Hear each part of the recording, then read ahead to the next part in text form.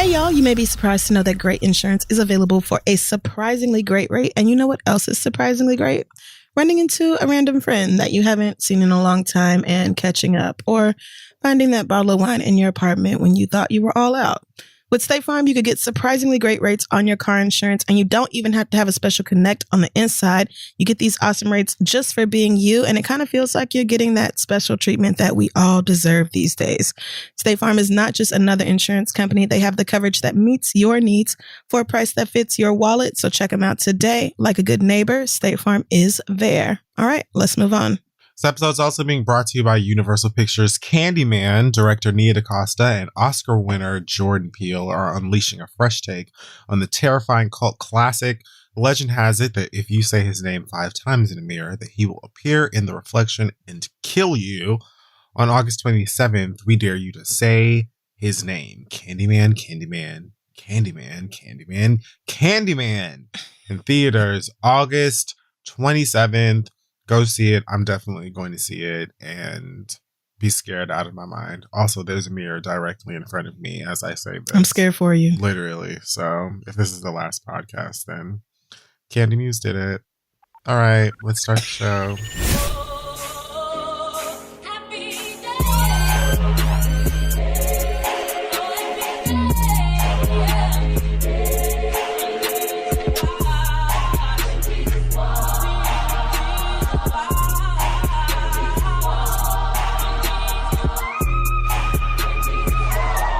Welcome back to the show, everyone. Thank you so much for joining us once again. I am Lily McLeod. And I am Raven Saunders. This is The Read. Thanks for coming back. It is indeed. And thank you for joining us once again. We appreciate it. Let's jump into our program with some Black Excellence this week. I'm going to go ahead and pass the Black Excellence this week over to one Alison Smith. Alison Smith is the first Black woman ever to be elected president of the Florida Broward County Bar Association. In the near 100-year history of this association, she's the first ever Black woman to be president-elect. And not only that, she was also raised in Jamaica and moved to the States, or moved back to the States. She was born in New York, but she was raised in Jamaica since a month old. Got you. Technicalities. Mm-hmm. But she came back over to the States in 1996, went to law school, became a valedictorian at Nova Southeastern, graduated magna cum laude from Shepherd Broad College of Law, went on to be the first Black woman named partner at a big fancy law firm, and like we said, now president-elect of the Broward County Bar Association. And I found this particularly important as someone who grew up in South Florida myself, because Lord knows that Florida could use all of the Black people in positions of power that it can get. True. And with the amount of racism and anti-Blackness that runs rampant in Florida, yeah, this is the type of shit that we need. And the fact that she's Jamaican is just a little bit of, Scotch bonnet sauce on the top. I'm sure, speaking of Jamaican excellence, you saw the women's 100-meter finals and how that turned out, with Jamaica absolutely sweeping the top 3 spots, I think, for the first time since 2008. But regardless, that was you're just a sports analyst, aren't you? Oh, not trying to take your job, but that was probably the first Olympic event that I actually watched in full, live while it was happening. And I was just like, damn, the rest of you girls literally never had a shot. Like, it was Jamaica all the way from the very beginning. So yes, shout out to them for dominating. Okay, so this week in our pop culture segment, Hot Top Conjuring, The Devil Made Me Bottom, we're going to start with news that the 2 heartbeats, Bruno Mars and Anderson .Paak, are finally back with a new record. It is called Skate, because of course it is. They make nothing but roll bounce. That's right. 70s-esque, 8-track, Jerry Curl-ass music, and you guys love them for it. Everybody has been hankering for a new single from the R&B soul duo. I don't know what genre they call. I feel like that's right. R&B soul. Honestly, yeah, that's probably the best fit. Everyone's been waiting for a new follow-up to their single Leave the Door Open, and here you have it. It's a song with them sitting outside the dunes from Insecure.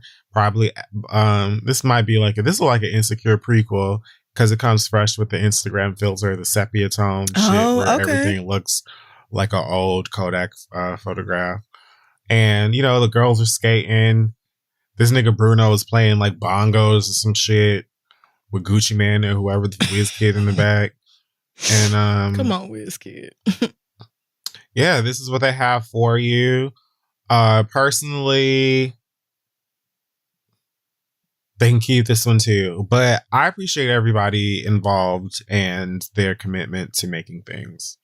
I mean, I did prefer Leave the Door Open over this song. When I played this, I was like very underwhelmed, but I was also under the influence of like a lot of different substances. So, you know, I'm certain that played a big role in it. But yeah, liked the other song. Because you're on your hard lesbian girls trip Vegas. We're out. Scissor Sisters weekend. Okay, I mean, you could call it that. I probably would not have, but yeah, you know, either way, they definitely have the $80 on lock. They have that whole demographic ready, and the music is fun. Bruno is definitely singing, so as long as y'all are having fun, I'm having fun for you. That's how I don't give a fuck about this or need anything to do with it, but I do feel like when I listened to this, I was like, oh, I might buy this for my mama, like the album. I feel like this is an album that my mother would like, and she'll be like, oh my goodness, I had no idea that people today were making music that sounds like stuff that I, you know, love and listen to, grew up listening to and whatnot. This is so nice. Oh my goodness, I would love to skate. Yes, leave the door open, whatever. And then one of them, likely Anderson, is going to talk about pussy moisture in one of these lyrics in one way or the next. And then she's going to be like, this is not what Jesus intended when he talked about skating. Oh, true. And like, so you can keep it. And quite honestly, you're going to hell, Gregory, for bringing me this. I mean, yeah, as soon as one of them talk about using pussy juice as Carmex or something, a lot of the mamas are going to be like, turn this right off. And find my Fred Hammond CD and find it now, because clearly you're not saved no more. And I have some work to do. I'm going to the closet and I'm going to talk to Christ about it. But until then, they're going to love it. Well, folks that subscribe to Bruno Radio, I hope you guys are enjoying the follow-up that the Two Heartbeats have offered. As I said, it's not for me, but I recognize that the dolls are having a good time. And as I said, Bruno doesn't really need any of us to listen to this. Right. He's very much having a good time for Bruno Mars. Bruno doesn't give a fuck. Like, Bruno performs, sings, plays, all of the things above. And it looks like he honestly doesn't give a fuck if you get up and walk out. He barely even seems to notice that you're there, honestly, or watching or paying attention. He is so turned on by his own talent and ability that he's kind of like, oh, right, y'all listen to this. That's nice. Yeah. So I really don't think that Bruno Mars even has the capacity to give a fuck about what I think about the shit that he's making. And that's a beautiful thing. So good for her. Yeah. I mean, it is. And that is true. Bruno always looks completely into what he's doing, almost like everybody else on stage is an afterthought and singing his little heart out every time. So I will give him that, even if this song is like not exactly my cup of tea. I do like Bruno overall. So, you know, have fun. It's the summertime. It really is like beautiful also that he was likely the first one of Andy's toys to escape the house and like break out on his own and make a career as an individual small doll. So good for her. You did not have to do you did not have to do him like that. Onika Tani Mirage may be hosting the reunion special of the Real Housewives of Potomac. Look at God. Why? It needs to happen. It doesn't, but it might. So there. It should.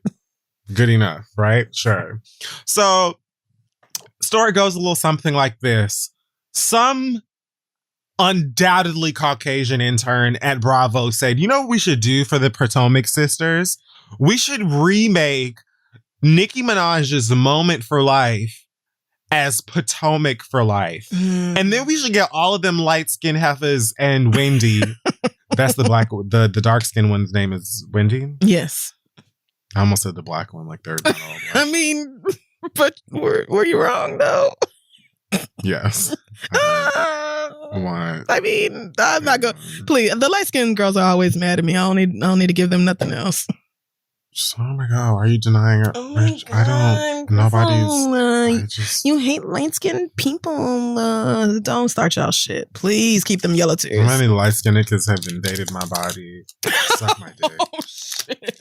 You can never say that to me. Unironic. But I really do love this idea. Like, I love the idea that Nikki is actually watching Housewives of Potomac and may like be dialed in and truly hype about hosting this reunion show. It would be great. I would love it. I would absolutely tune the fuck in for that. My only problem with this is that in order to watch it, or like watching it requires me to also watch the Real Housewives of Potomac. Yes, but it's good. I don't want to. Okay. I'm sorry to argue with that. I am incredibly intrigued at the prospect of Nicki Minaj hosting a Real Housewives reunion special. I don't know why she would truly want to do it. Right. So that tells me that like she watches. Like she watches and she has opinions and she really wants to like get into the meat, you know? And again, that's intriguing. But the problem for me is like, first of all, for clarity, I haven't watched this latest season of The Real Housewives of Potomac. I didn't even know it came back this fast and they were already gearing up for another reunion. I checked out after they tried to play Monique like she was an unfit mother because she dragged somebody that deserved to be dragged when they got her drunk and the girl was antagonizing her. And all of you black women sat around in a circle and talked to that girl as if she was like the second coming of Lucifer, Satan, Beelzebub, the devil. Right. Because she like grabbed somebody's fucking sew-in. Fucking weirdos. Anyway, so I've been checked out since then. And I don't know that Onika Tanya Mirage is enough. Who am I fucking fooling? Of course she's enough to get me signed back in. I'm not going to miss this. I refuse. I'm not going to miss it. You're not. But I'm upset in the fact that I'm going to have to also deal with the fact, or I'm going to have to deal with Giselle and that fucking brave little toaster looking ass house that she got. That motherfucking goddamn, her house looked like the fucking cupboard. Have you ever seen the ending in the cupboard? I have. It looked like the cupboard. Wow. Her house looks like a Skechers shoebox. and like everyone keeps referring to Giselle's style and her things as tacky. Mm-hmm. And I want us to just go ahead and graduate to the reality and the truth and call it what it is, which is ugly. It is fine. She is not ugly. Giselle is a fine looking human being. Yeah. As nearly all of the women on this show are fine looking individuals. We don't have to get into specifics. We don't. But like her things are ugly. That's true. Your house is ugly. Your clothes are ugly. Your wigs are ugly. Like ugly. And your attitude is ugly. Mm-hmm. And I never understand. Giselle is ugly. I never understand the decisions Giselle makes, whether it's headbands or husbands. I never understand the decisions that Giselle chooses to make and put on television for the rest of us to see. Like, what are you watching, Giselle? What do you queue up when the dolls send you the footage? Not a fucking thing, child. Maybe QVC. I have no idea what she's really looking at, but I do think you should get back into Potomac. The girls are having fun this season, and by fun I mean mess. And exactly, it's Real Housewives. Yeah, let me guess. But it's a good time. Oh Lord, what am I gonna guess? It's right. Ashley's still having some Smeagol looking ass babies with that creepy ass white man. Oh Lord, oh God. Robin is still pretending to give a fuck about that nigga named Juan as if Trade is ever gonna marry her loving basketball body ass. And we don't give a fuck about none of that shit that you over there talking about, Robin. And you was in the circle or whatever. Beat it. The only reason anybody fucking puts up with you in the first motherfucking place is because the girls like to look at Juan for whatever inexplicable reason. Because Juan in himself gives me like, girl, have you filled anything out this week? Anything. I mean, have you tried? Y'all give Juan Dixon a lot, and he's not ugly, but he's not. I'm not seeing the not super at all. fineness, though. I'm not seeing this. We're not going fineness. up the ladder. We're not going through the roof. Right. We're not seeing heaven much better. What the fuck are you bitches talking about? Right. Like, Juan's not giving it up like that. I'm not seeing all that y'all are seeing. I'm just not. I'm not putting up with Robin and any of her boring ass bullshit or any of that other goddamn garbage that you have to deal with by way of her simply being there and anti, because, you know, her baby daddy is Trade. Move along. Mm-hmm. Wendy, beat it. Don't know why you got here. And honestly, who is even else on there besides the Grand Dame, who I live for? The Grand Dame is like their saving grace for me, honestly. Oh yeah, Chinese Kitty is on the show. That's nice. Oh, but my God. Like, it's interesting to me that like Karen honestly went from being to me like just revolting to now I simply live for the Grand Dame. It's something about Karen. Grand Dame Hive. I don't know what it is exactly, but I just appreciate that older Black woman vibe, I guess. I don't know. And then Wendy is getting BBLs, but then not saying so, and then being like, oh, production just didn't show y'all, but I did say she it. Swooped out of nowhere with this fucking I'm the one chocolate girl on the series like cape on some like, what about all of the other Black women that you're making it difficult for because you almost beat this girl's ass? Are y'all loopy? It was never this that is the Real Housewives. It was never Nobody that give a fuck. I mean, never that serious, girl. Are you kidding? All the other Black bitch. What do you think? You really? If you going to apply for a job and they tell you, Tasha, that they're not sure because they just watched the latest episode of Potomac and Monique is the one who dragged. Candace got dragged. Don't work there. You say thank you so much. Yeah. Because that's not where you need to be. You be writing us a motherfucking letter about how you want to fucking put acid in your boss's latte and you're just not sure.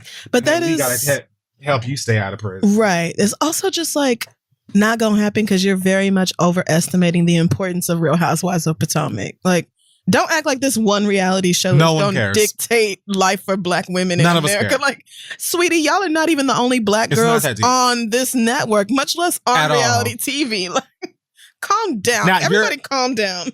You're quietly scooping the other Black girls. It's true. It is. It is. However, nobody. Not even quietly. They've kind of spoken up. I don't think anybody is basing their treatment of Black women based off like what happened on last week's episode of Potomac. That's just not happening. And honestly, if you are, you deserve to be like exiled from any form of civilization. But that's, reality TV dramatics. People are always doing the most and exaggerating when it's not necessary. Yeah, well, beat it. Like, I don't give a fuck. You don't do anything. I don't have to like you, bitch. Like, you, like, get out of here. Move around. Like, what are you talking about? You fucked up with somebody that was really about that shit. And you egged it on. And you and production. Right. Anyway, so Nikki, she posted the clip of the Moment for Life shit, talking about, I'll be hosting the reunion. Let me know what y'all want me to ask, child. Laughing. This was obviously like a gag, and she was playing along to the fact that she got a nice clean check from Bravo to use Moment for Life as this dumbass promotion. And she also very clearly watches Potomac while feeding this baby that she still hasn't told us the name of. Papa Bear. Oh, yeah. Which is fine. Right. I'm okay with calling him We could just call him that. Right. That's fine. Yeah. When you start walking around and speaking in full sentences, I might want to know his name. I'm fine with calling him Papa Bear off of the 2 pictures that you've shared of him with us. Man, he's cute. Anyways. Well, of course, Andy Cohen, being the white gay that he is and seeing dollar signs, sent his publicist on over to Nikki's front door, and she posted a screenshot in her text of the publicist saying, Andy Cohen said he would gladly give up his seat to have you host the Potomac reunion. Tapes around October. Nikki sent back a whole bunch of capital letters and, manic response like, "Oh my God, I couldn't believe this." Just excitement. Whatever. Just beside her motherfucking self. I love it for her. Cannot believe it. And then she went on Instagram story and used the cursive font to say, "Don't move. Everyone binge watch all..." Don't move. Everyone binge watch all the episodes because we finna get into some things, hunty. I hate that. My questions will be well thought out, too. Mixed with funny and epic, of course. And Barbs, please don't send me a million comments about the album and Doc Child. Just let me have my moment. Yes. We almost there, I promise. She had to cap that by saying, like, yes, I know that y'all want for me to do all of these other things. Can you suck my dick for a moment? Like, can I just have a good time? Right. And just leave me alone. Let me live my life. Like right now I'm watching Housewives. You will get the music when I'm ready to put that out. But right now I'm looking at Potomac. I actually am working very hard on an album, but like after I leave the studio, I kick my feet up. My husband rubs them because who the fuck does he think he is? I feed my baby and I watch Potomac. Can you let me have fun? Can I have a good time? Yes, I will let Nikki have that 100%. It's good for her. Of course you can. But the idea of her hosting the Housewives reunion, I absolutely want it. Inject that shit directly into my fucking veins. She'll be the first and only person to host a Real Housewives reunion that is not Andy Cohen. And starting right there to me is iconic. And then with the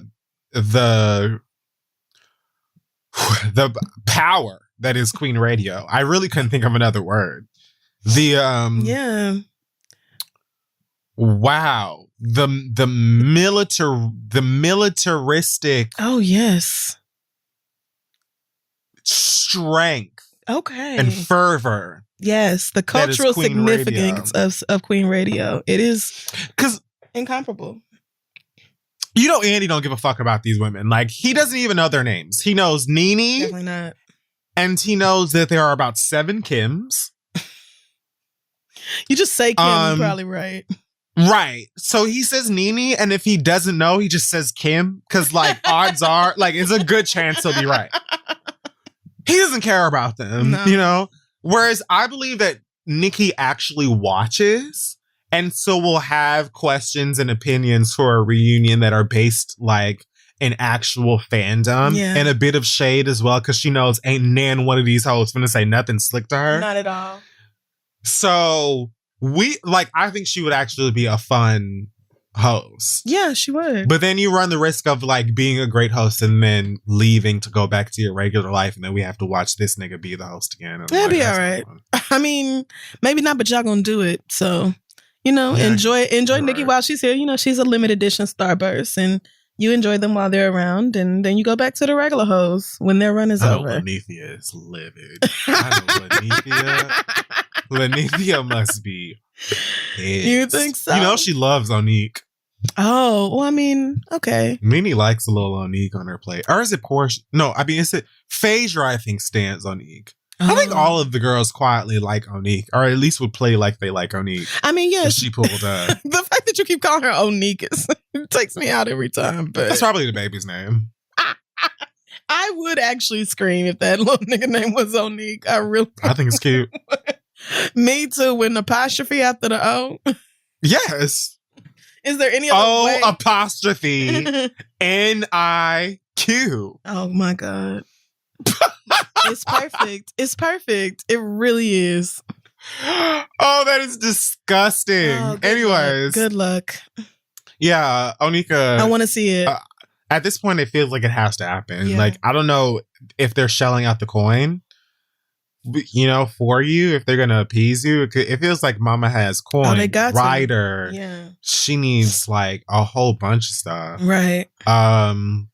But this sounds like epic television, and I will gladly pay Same. to watch Nikki and the Grand Dame go back and forth without anything. And I want to hear her ask these girls some real questions about the decisions that they have made with these husbands and baby daddies. Oh my gosh. And you know what you just reminded me of too? He's always like,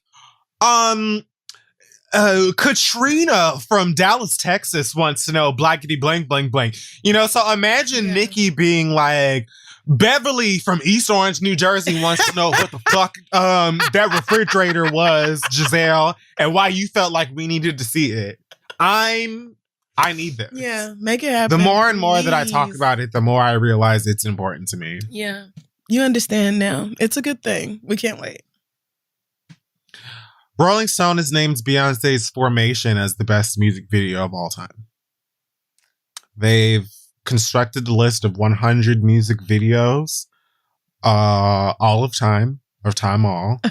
And at the very top of it is sitting the Melina Mastic's directed Formation by one Beyonce off of her Lemonade album. Mm-hmm. And typically when I like see these like best blankety blank, top such and such things from all these different magazines and websites, I'm just kind of like, okay, let me go see what their opinion is. Like, I try not to take it as seriously as I think a lot of other people do.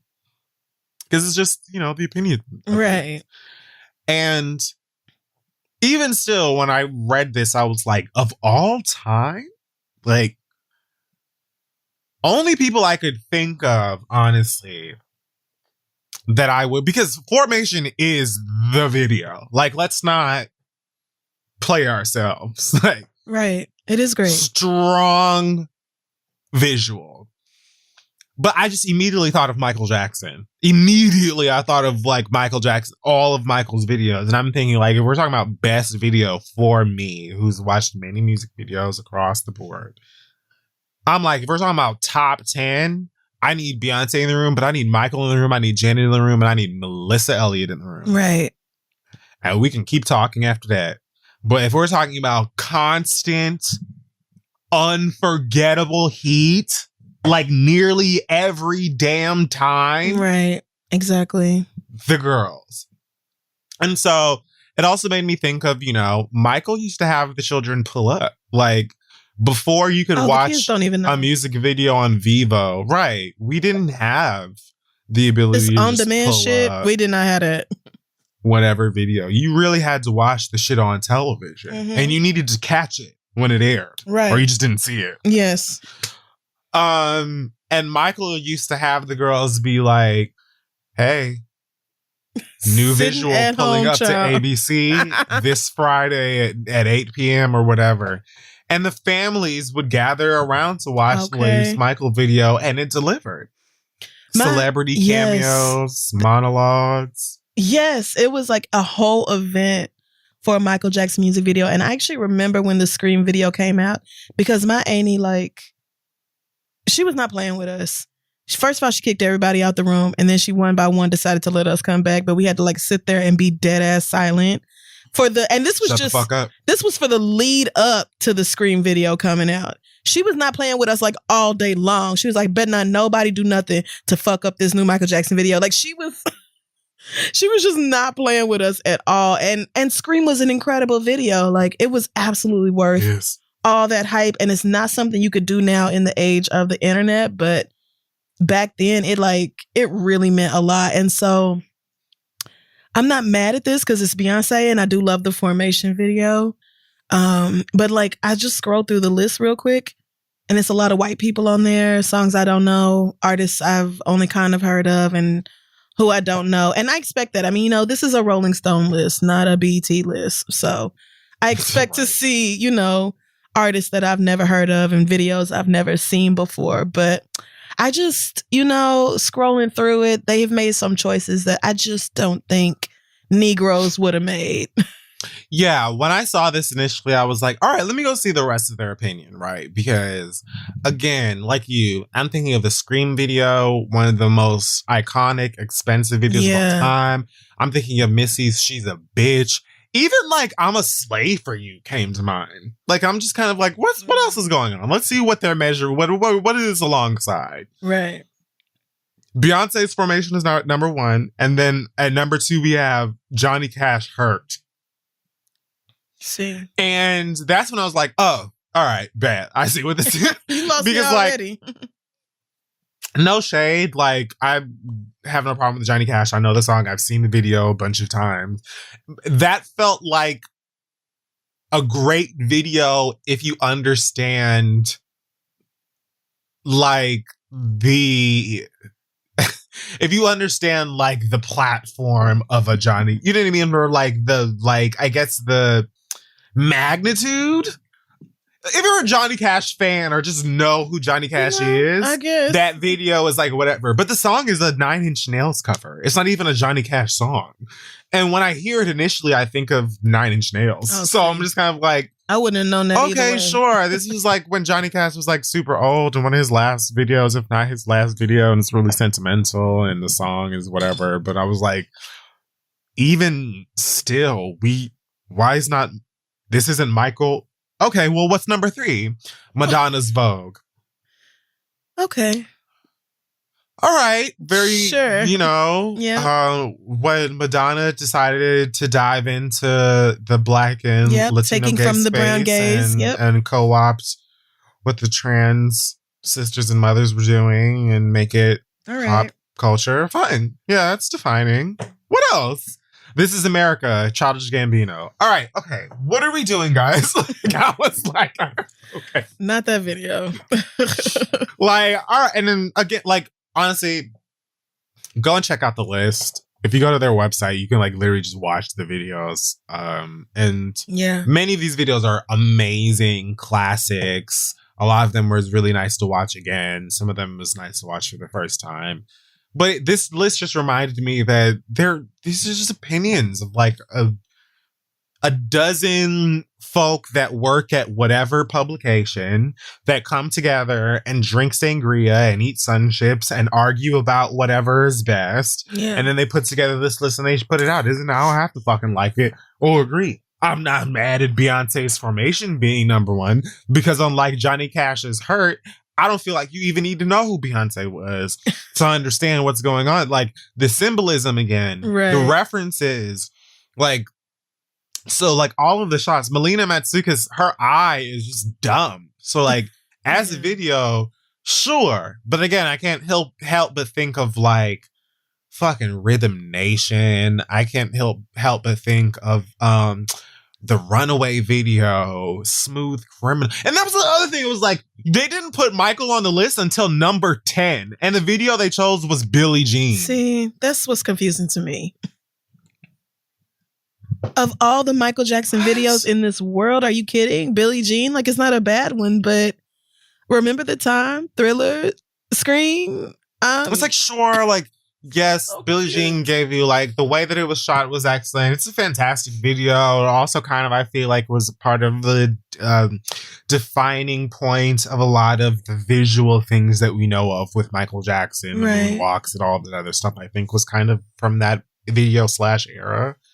But like you said, when you have fucking Iman and Eddie Murphy doing, you know what I'm saying? Like, you have full scripts and I don't know. D'Angelo's Untitled is in top 10 as well, but it was like the Beastie Boy. Okay. I don't know. Okay. I mean, go and check it out, guys. I'm not mad, but I am confused. Scrolling through this list, Beyonce is on here multiple times, so I'm really not mad. Absolutely. Missy is also here at number 16, but you probably do not agree with the choice of video. I don't. Of course The not. Rain. And again, Missy's it's like highest entry is you could The have Rain. done. Right. It's not making sense. She's a bitch. Get your freak on. The Lose Control video is fucking stupid. Even from her first album, Super Duper Fly, Sock It To Me. Right. With her and the Brat. Exactly.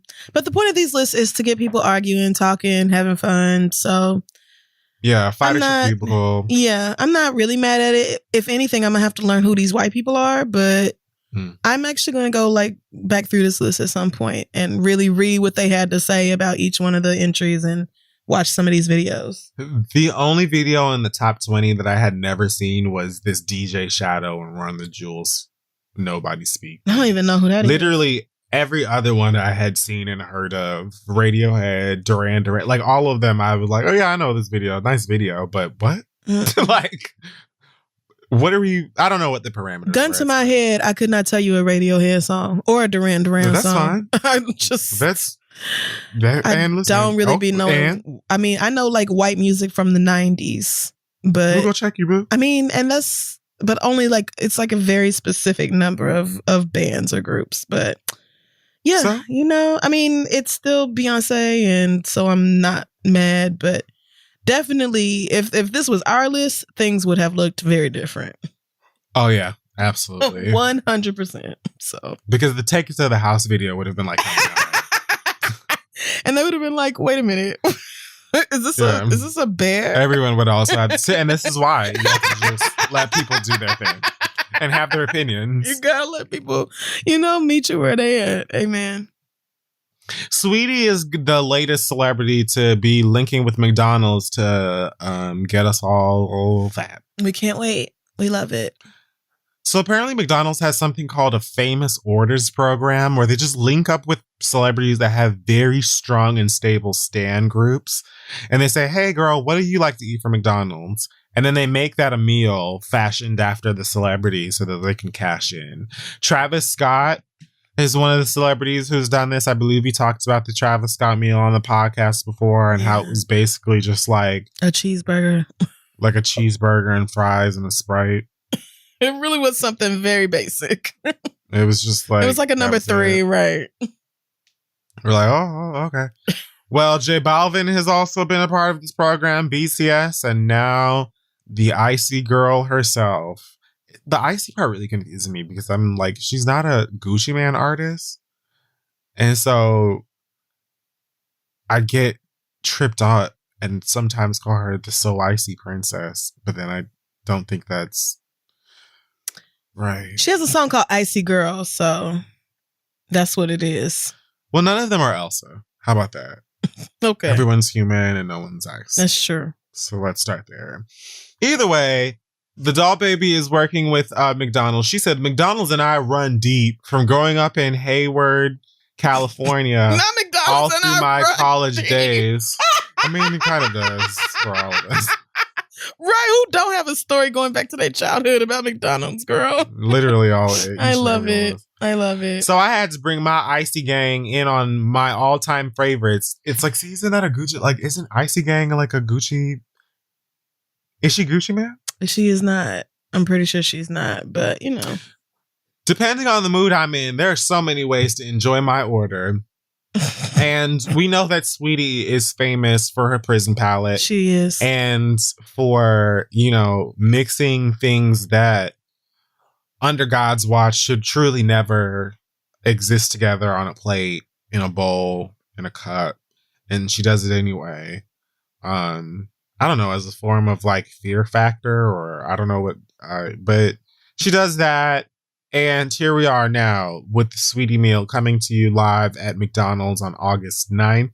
The Sweetie Meal consists of 1 Big Mac, 1 4-piece nugget, medium fries, a medium Sprite, wow, tangy barbecue sauce, and a Sweetie and sour sauce, which is just the sweet sour sauce that they renamed after Sweetie. So clever. Yep. Yeah. All right. Sweetie said in her tweet, who's ready for one of my infamous concoctions, with a Sweetie poster, or Sweetie McDonald's poster that is like 6 French fries and a couple dabs of barbecue sauce to look like a snowflake. Once again, perpetuating this icy idea because she's icy. Right. I guess. Does the bay get cold? Like, who cares? So, there's also like a photo here of like several different ways, I guess, that you can enjoy the meal. It says how Sweetie does it. And then it has a whole bunch of fucking like convict-ass versions of her meal where like it's the Big Mac, but instead of bread, it's just fries. And it's like fries, but like chopped up nuggets on top.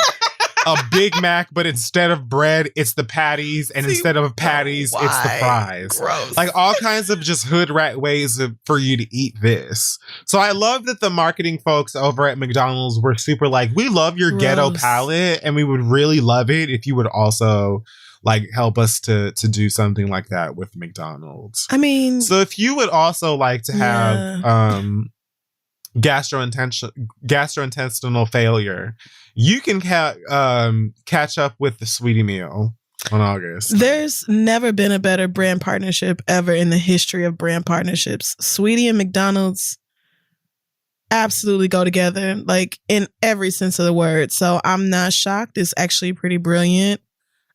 Even though all these are regular menu items at McDonald's, it's not about that. It's just, it's about the Sweetie stuff, especially if they brand that sweet and sour sauce. Like if they really make that sweetie and sour sauce or whatever, the hoes are going to snatch that up. They're going to go to McDonald's trying to steal the posters out the window like y'all did for Travis Scott. And she gonna go on TikTok and put some sriracha in her Dr. Pepper and tell y'all how good it is. And you hoes is gonna eat that shit up too and be following right along with her. So yeah, it's a great idea. She eats garbage. And that is what they sell. This, like, this entire thing initially was confusing to me, and then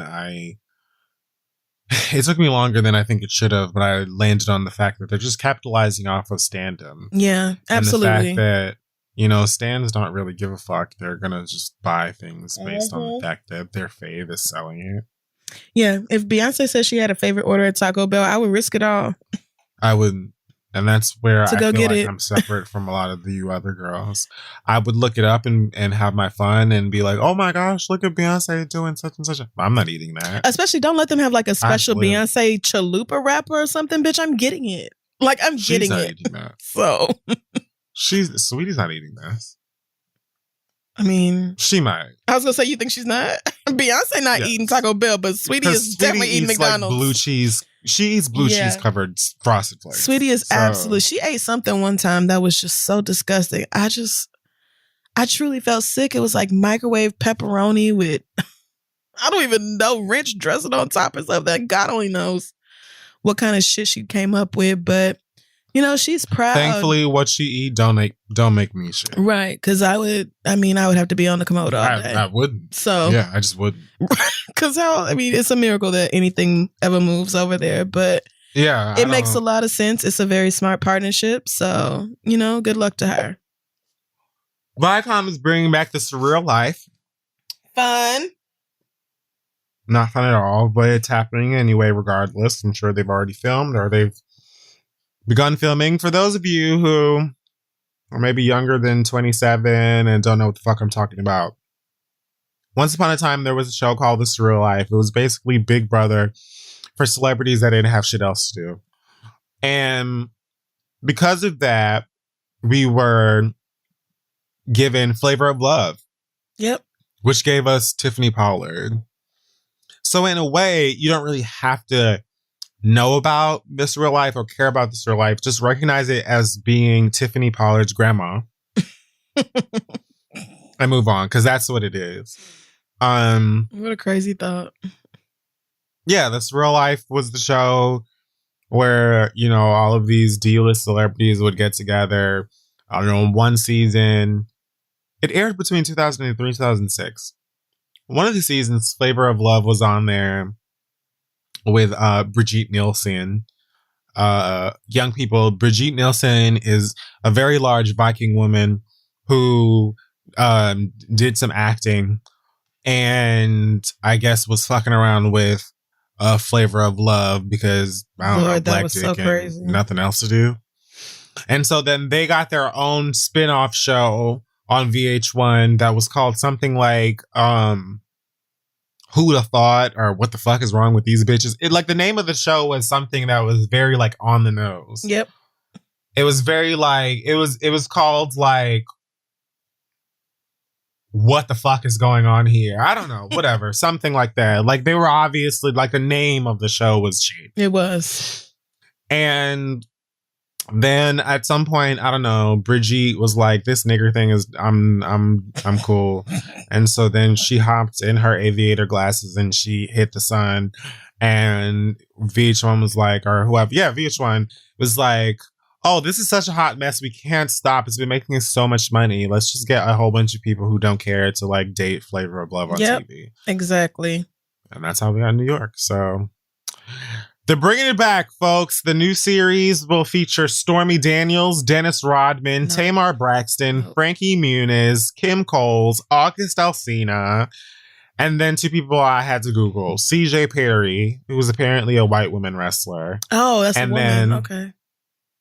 Manny Mua, who is a makeup artist, and his last name is not Mua, but Peter White, who wrote this article at Deadline, didn't give a fuck about that because he spelled the name, capital M, lowercase UA, as if that was their last name. And I said, who is that? And Googled it, only to find that MUA stands for makeup artist. Correct. Because Manny works for YouTube or whatever and doesn't get cut. Exactly.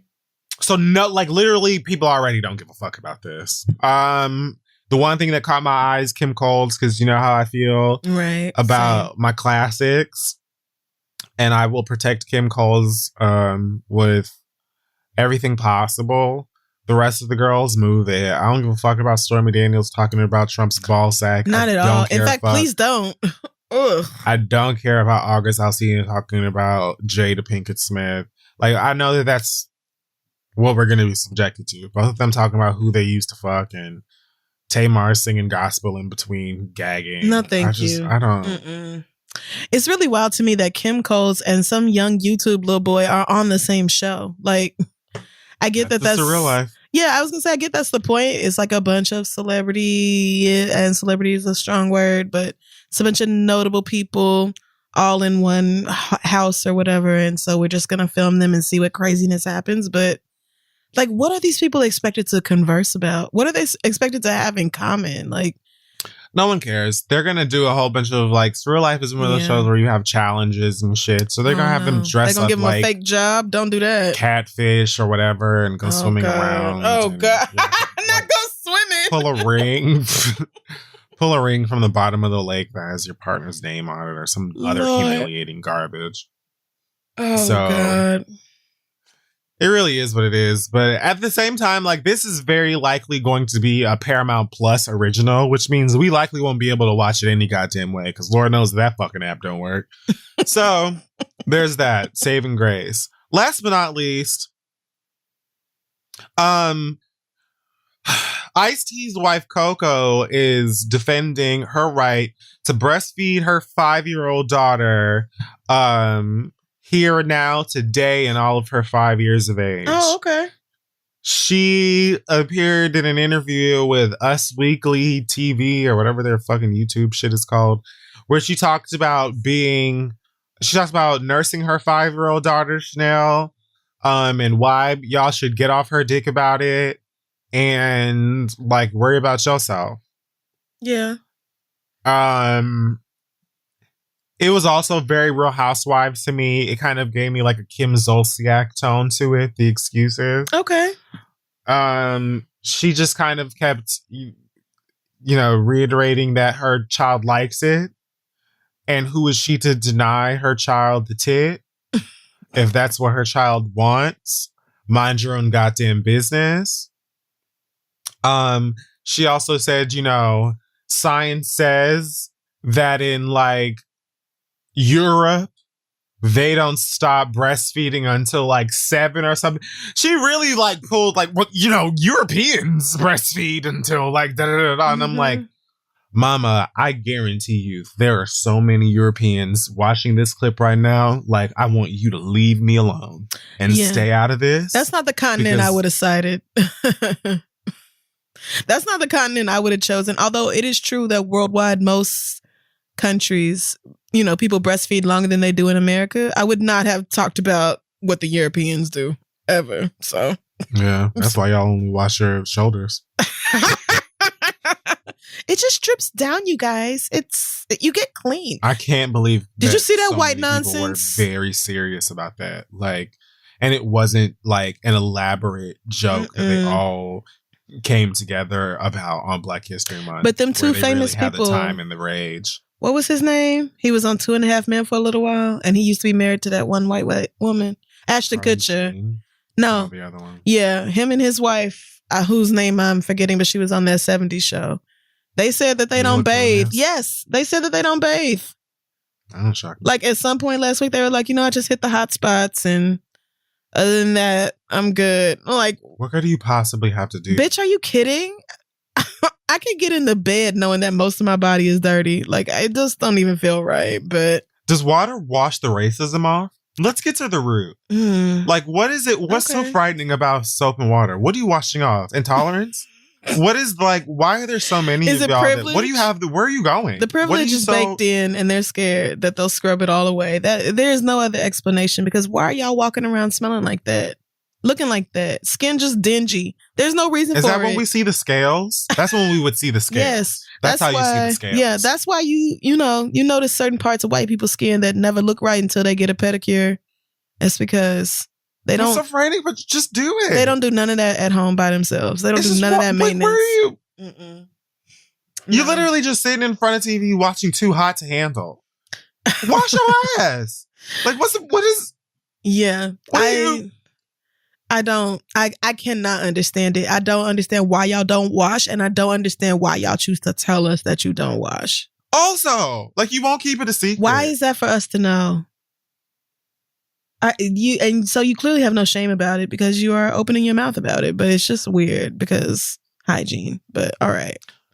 Anyway, Coco's daughter at some point during this interview, to my personal enjoyment, came into the frame, got on her mama's lap, and basically said, "Excuse me." Yep. Time for and she told the interviewer,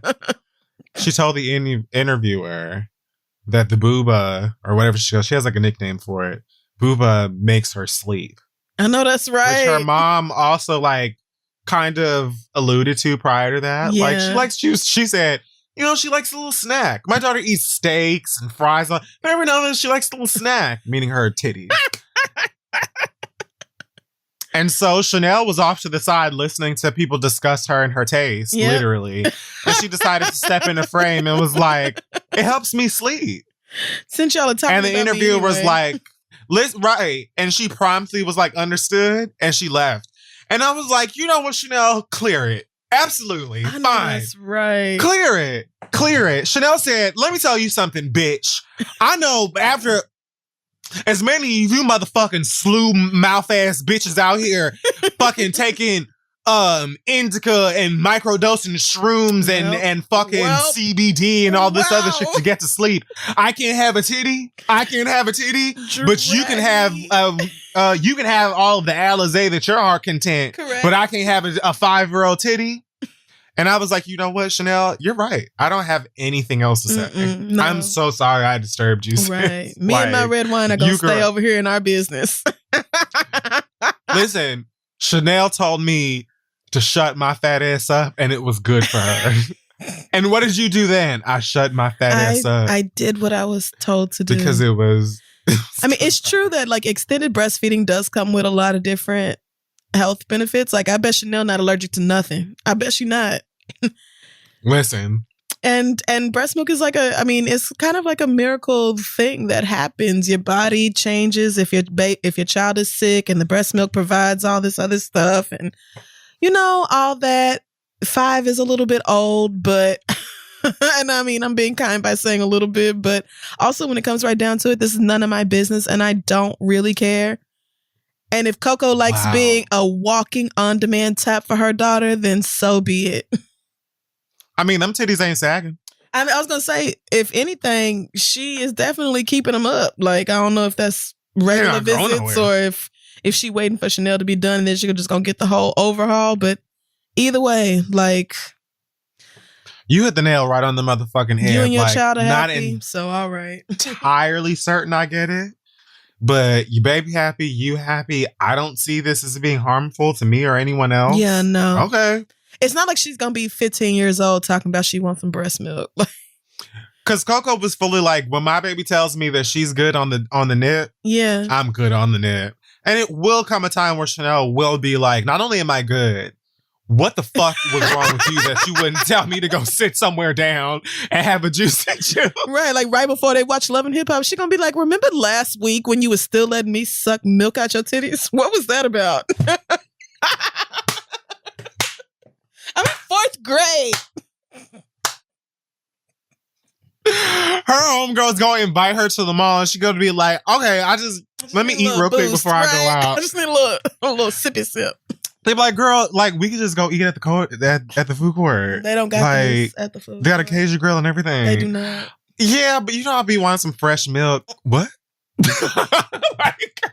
You know, my mama just I'm talking like other like 9-10-year-old kids being like, what? But a 5-year-old, especially if she's like ready to go to bed or wants to soothe herself somehow, I'm not shocked that she's like, it's titty time. I don't fucking care. And the rest of y'all can go somewhere. Yeah. Right. Like, I don't give a shit. Of all the things she could be doing, she could be leaving that child alone with a pack of hot dogs talking about mommy be back. So can we dive directly in? So she could tell that little girl to powder her own Easy Mac and fuck off. Like while she go to some hot part. Right. Like some of y'all. So I don't need to understand it to respect it. Yeah. I don't think that is going to harm that child. I'm sure she'll be fine. Yeah. And honestly, like I said, probably healthier than all of us, honestly. I'm not going to lean into whatever weird understanding of the way that, you know, we should behave socially. I'm not going to lean into this understanding that's existed long before that I don't even know where all the parameters come from. It doesn't bother me. It doesn't affect me. None of my goddamn business. Because when I look at a lot of y'all trying to form strong opinions based on those very same things, that very same logic, those very same standards and stuff, I'm like, wow, you sound fucking stupid. So, you know, Coco. And some of y'all probably could have used some extended breastfeeding or some breastfeeding at all. So, yeah, again, in the grand scheme of things, this is not hurting nobody. So, let Coco and Chanel have their moment. And, you know, I just realized. Yeah, what they did there. It was this week that I was like, oh. Oh, wait a minute. Wow. How adorable is that? Yep, sure did. It works. Only for her daddy to have completely stamped that face, child. Because, baby. Chanel, where? That is young iced tea. That is little iced. It is. That is little tea. And you better know it. Well, folks, that is about it for this week in Hot Tops. We're going to go ahead and take a break right after we dive directly into... No way. Fury! Oh, my God.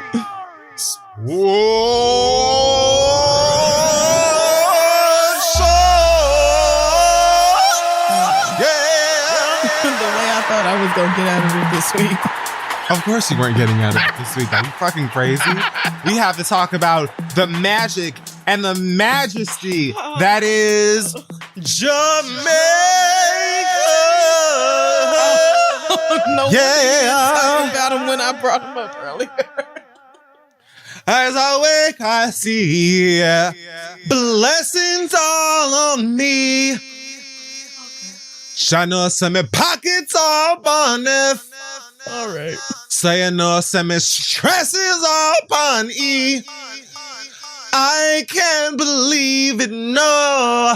Where is my This a woman mother conceive. She did tell me if it be the best a woman can be. See me now, me a the prodigy of my country. I love this song. This week in Sports Shorts, we're going to talk about 3 Jamaican individuals, women specifically, that cleared all of you bitches that thought you could run during the Olympics. Yes. You can. You cannot. Bronze, silver, and gold, all Jamaican, all woman, the 100-meter dash. Get into it. Not only did Jamaican women absolutely clear this sportastic event, but Elaine Thompson-Herah herself broke Flojo's 33-year-old Olympic record in the 100-meter, crossing the line in 10.61 seconds, as opposed to Flojo's 10.62. Close, almost, but almost doesn't count, as Dorian's sister said, So listen. Oh my God. Elaine cleared it, followed by an icon we discussed, Shelly-Ann Fraser-Price, Elaine's rival. She beat Shelly by 0.3 13 seconds, and Sherika Johnson snatched the bronze at 10.76. Yeah. All Jamaican, all of the blood clot time. And listen, this was the first Jamaican sweep for women since the Beijing Games in 2008, which may have been a little bit more overshadowed by one nigga by the name of Usain. Right. Who also had the nerve to have the last name Bolt, as if he wasn't already incredibly fast. Okay. Zoom, zoom. Well, Shelly Ann Fraser-Price finished on top at those Beijing Games. She's completed the Olympics at the 100-meter dash. She's got 2 gold medals already, a silver and a bronze. Listen, the girls are absolute champions.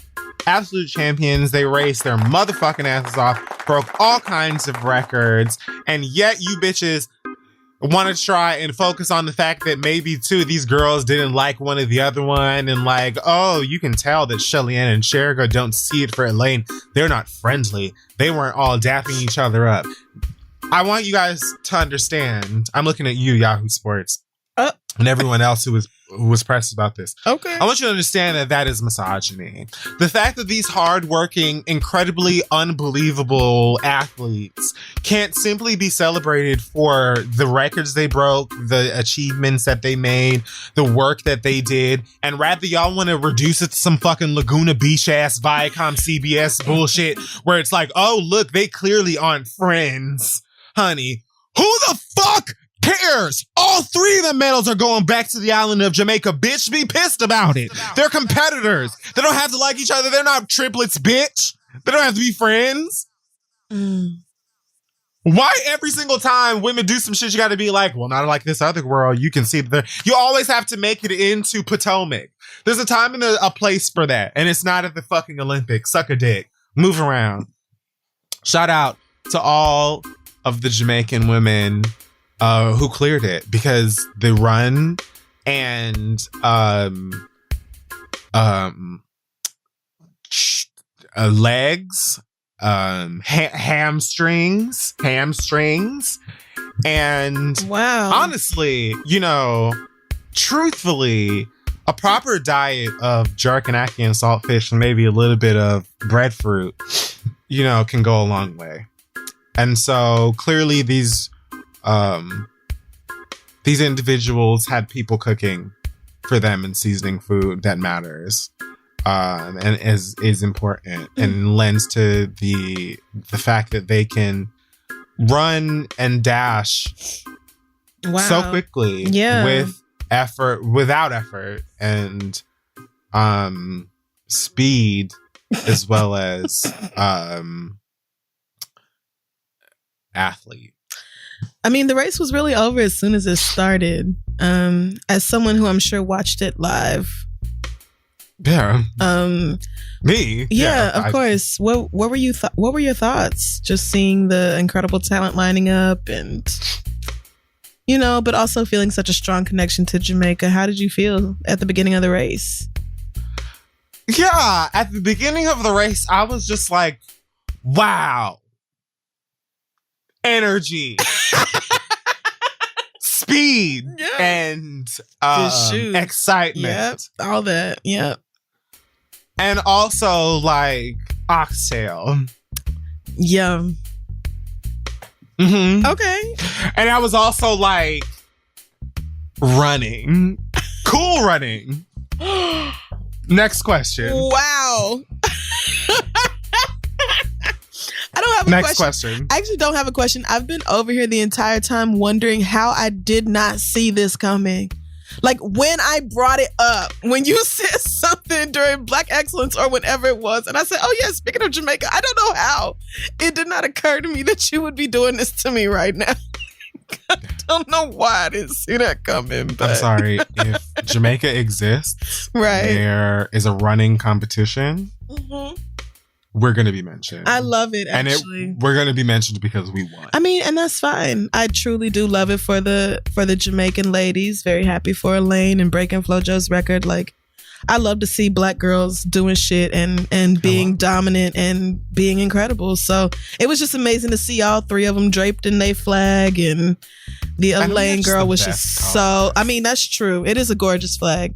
And she was just so hype. And I mean, honestly, the speed of it all, like the whole race was over in 11 seconds, bitch. It was over. I mean, you really have to understand that these people are running 100 meters like in 11 seconds. And in less time than it takes me to unwrap a Wendy's burger.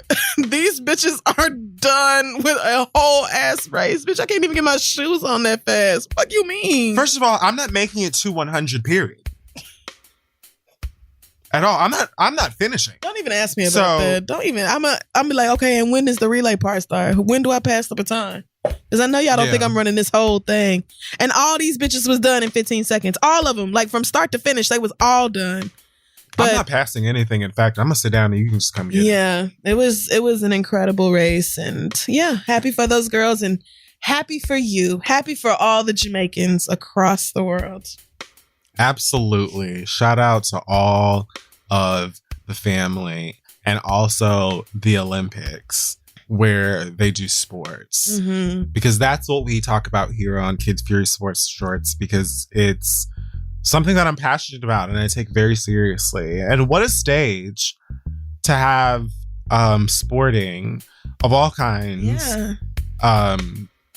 Running, jumping. Yeah. Okay. Bawling, swimming. Mm-hmm.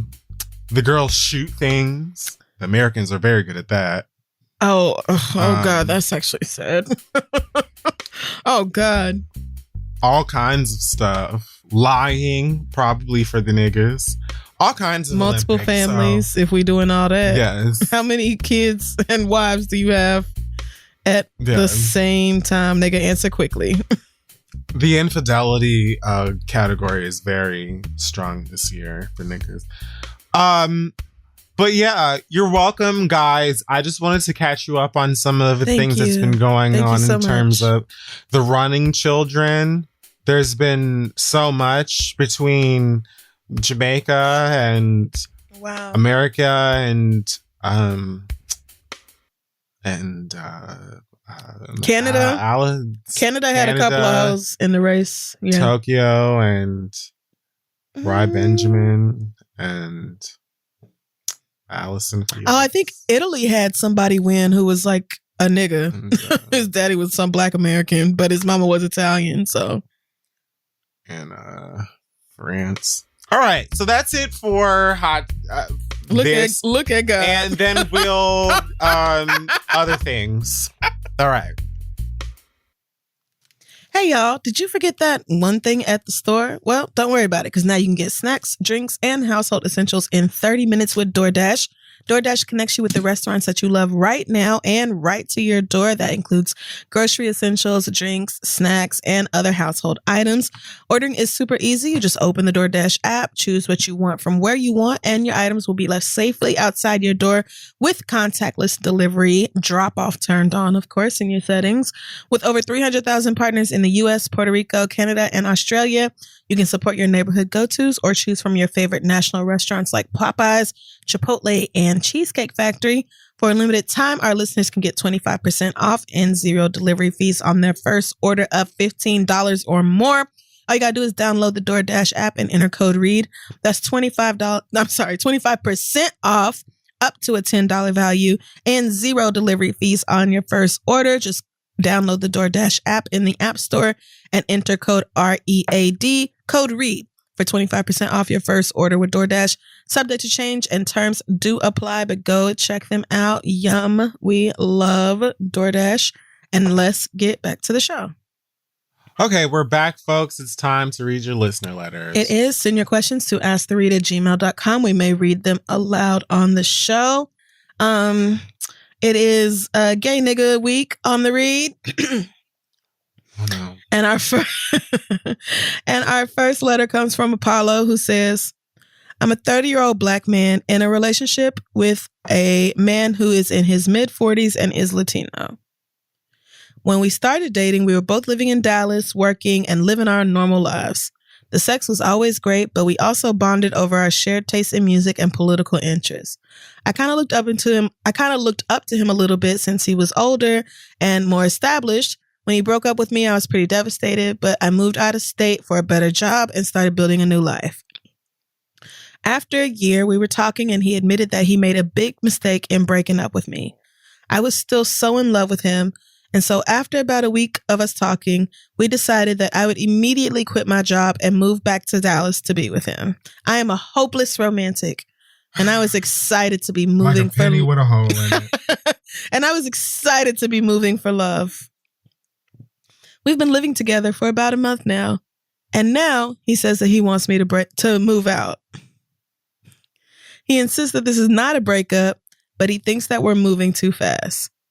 Financially, I can afford to live on my own, but I can't help but wonder if he's just planning to end things with me again. Do y'all think it's possible for two people who were in a relationship and living together to move out and continue the relationship? Or is this just his way of getting me out of his house before he dumps me again? Is it completely ridiculous for me to hope that we can continue our relationship going? Thanks, Apollo. He moved for love. Go away from me with this, Apollo. Go away from me with this, Apollo. What the fuck do you think? This nigga essentially told you to get the fuck out. After a month. 1 month. Now, I don't know why the fuck you were in there in the first place, to be honest with you. Mm-hmm. Besides, cuddles. Cuddles are, tempting. Especially, with everything that's been going on. Yeah. With the Pantene Pro V. Live-in dick is very appealing. Cuddles. Yep, it's is. Important. Yeah. Got Cardi to call off her divorce. I mean, I feel it. I really do. Got many people to call off the divorce. So, there's that. But if after a month, this nigga told you to pack your things and please, hit the red line, I would just go ahead and tell you at that point to just call it the way that we see it, at the least. I think that you see it as well, which is he's just not that into you, sis. And that's okay. That's perfectly fine. And on top of that, if he's trying to play the whole we're not breaking up, we just need space. You just got to get out of my house. Bet that means I'm gonna go back to my own space or whatever, and we can keep fucking. And I'm gonna be dating in the meantime, and then I'm gonna go and find somebody else that I want to completely convert this ass or dick or whatever the fuck it is your transaction looks like. I'm gonna go ahead and go and do that over there since you over here playing games. Boom! What I'm saying to you is get out, move. That's that part's not negotiable. Mm-hmm. But you leave, and I would say remove your eggs from the basket. I'll keep the basket there until it's gone or whatever, I guess, if you want to. But take your eggs out, sit back on your eggs until you find somewhere else. But what am I fucking talking about? It makes total sense. Just lose my fucking self in an analogy sometimes. And it's it makes complete sense. Nope. We got it though. We with you. We feel it. Nest your eggs, bitch, until you find someplace else that's safe to put them, because they're not safe where they're at right now, and that's completely the fuck fine. Don't allow this motherfucker to play you to the side while also doing it with this privilege of access to you and privilege of you know what I mean, where you get to just kind of have you where I want you, but I'm also not being honest with you and letting you go. If the dick is good or you enjoy their company and you're not entirely fully ready to let them go, then I understand that. And that means that you can go ahead and do that while you have your ice cream over here. You can have your cake. But I would, and I think Crystal would likely agree, do so in reality, which is that this is done. Yeah. This is a wrap. You know what I mean? You're at the scraps of that situation, and that's okay. Right. Even if he doesn't break up with you, I think you should start moving as if this relationship is over. That. And really, you should be asking yourself why you were willing to give up your job and your new friends and the new life you were building for yourself in this city for a nigga you had not talked to in a year, who broke up with you, and then after a week of being back in contact, being like, yeah, I will abandon all of that to go back to Dallas for a man who already told me he didn't want me. Yikes. Like, I think you really need to, I think that's probably something you need to bring up with a trained mental health professional that you have a relationship with, because something about that ain't curling all the way over for me. Also, this man is a good somewhere, I would guess, between 12 and 16 years older than you. Oh, yeah. I forgot about that. So, you know, a man in his mid 40s should at least know what he wants. And so if he's telling you to move out after you've been in... Well, that's why I said should. The should is very important. Oh, well, yeah. Word. He should know what he wants. And so if he's telling you to move out after a month, then I would not move out with like the hopes that we can still build something and ride away on our white horses into the sunset like a fucking Cinderella, some princess bullshit. I don't even know what, but like, no. I think you should take this opportunity to move the hell out, decide if you want to stay in Dallas or if you want to go somewhere else. Are you still on good terms with your old job? Can you maybe get that back? Can you get your apartment back? You only been gone for a month. But I would not be, if I were you, I would not set up my life or make any kind of arrangements with the idea that like this person is going to be a part of my future. I think you need to completely let go of that altogether, because now he done fucked you over twice. The first time you could not possibly have like really seen it come in, or like, you know, this hurts, breakups suck, blah, blah, blah, whatever. But like, you had done a good job of taking care of yourself. You were on your way to like really being completely over it and, you know, focusing on yourself, getting your own self together. So I think that's what you need to do now. Now that he has told you, oh yeah, thought it would be a good idea, but now I want you out of my house. I think you really need to focus on what you want and what would be good for you independent of him. Stop factoring him into your decisions, please. Honestly, it sounds like you're not even really the type that should be in the position of, oh, I'm going to do this and that. Like the mere fact that you're even asking what to do in a situation like this to me kind of tells me that you probably should move out and then just cut off contact and go on about your business. Yeah, I definitely don't think you should still be sleeping with him. I don't think that's a good idea at all. Thinking about it, it doesn't even really sound like you'd be able to manage that successfully. Right. This person sounds incredibly manipulative.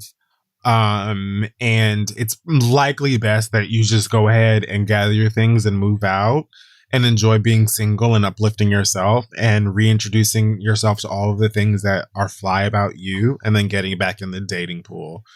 There's time. There's just a little bit of space to go ahead and try and figure that shit out, especially in Dallas, because Lord knows Texas niggas, especially Dallas and Houston.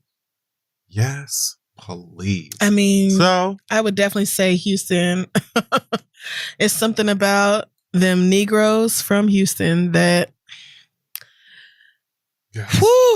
just really do something for me. So I understand, but this man don't deserve to have any more like significant influence in your life.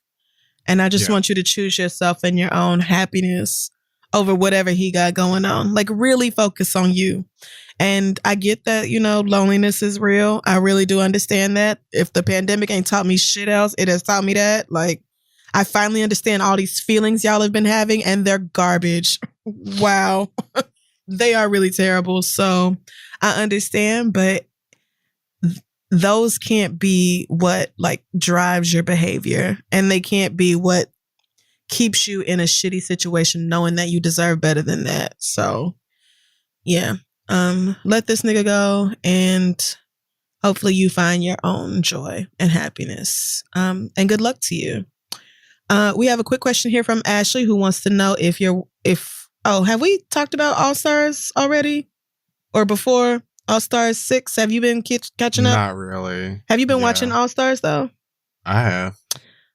Any thought? Ashley wants to know if you have any thoughts, or who you are rooting for to make it to the very end. This season is ass. Oh damn, you don't like it? Like, I am fully locked into the redemption of Raja O'Hare and Okay. Kylie Sonique Love.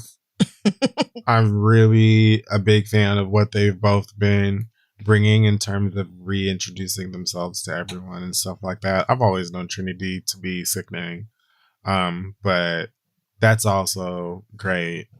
But I'm just like, I think the behind the scenes shenanigans. I just like, first of all, it feels like RuPaul's let's just drag Ginger Minj to the end, right? And I'm good. Like, I honestly feel like they're shaping her up to win All Stars, and I don't buy it, but I'll cross that bridge if we get to it.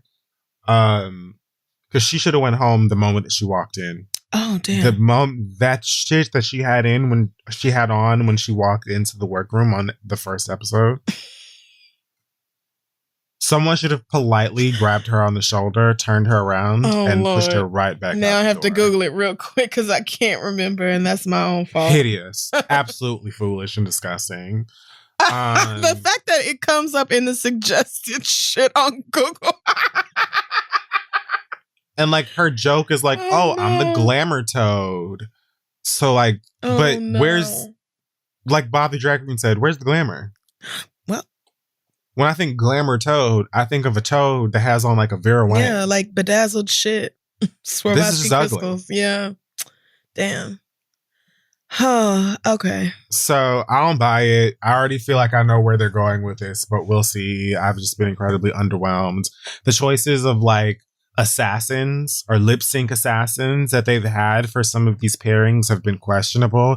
The fact that they put Manila Luzon to go up against Kylie to only get fully stamped to me was ridiculous. Manila should have gone up against Ginger, and they should have had Kylie go up against like Laganja or somebody else. I don't know, but okay.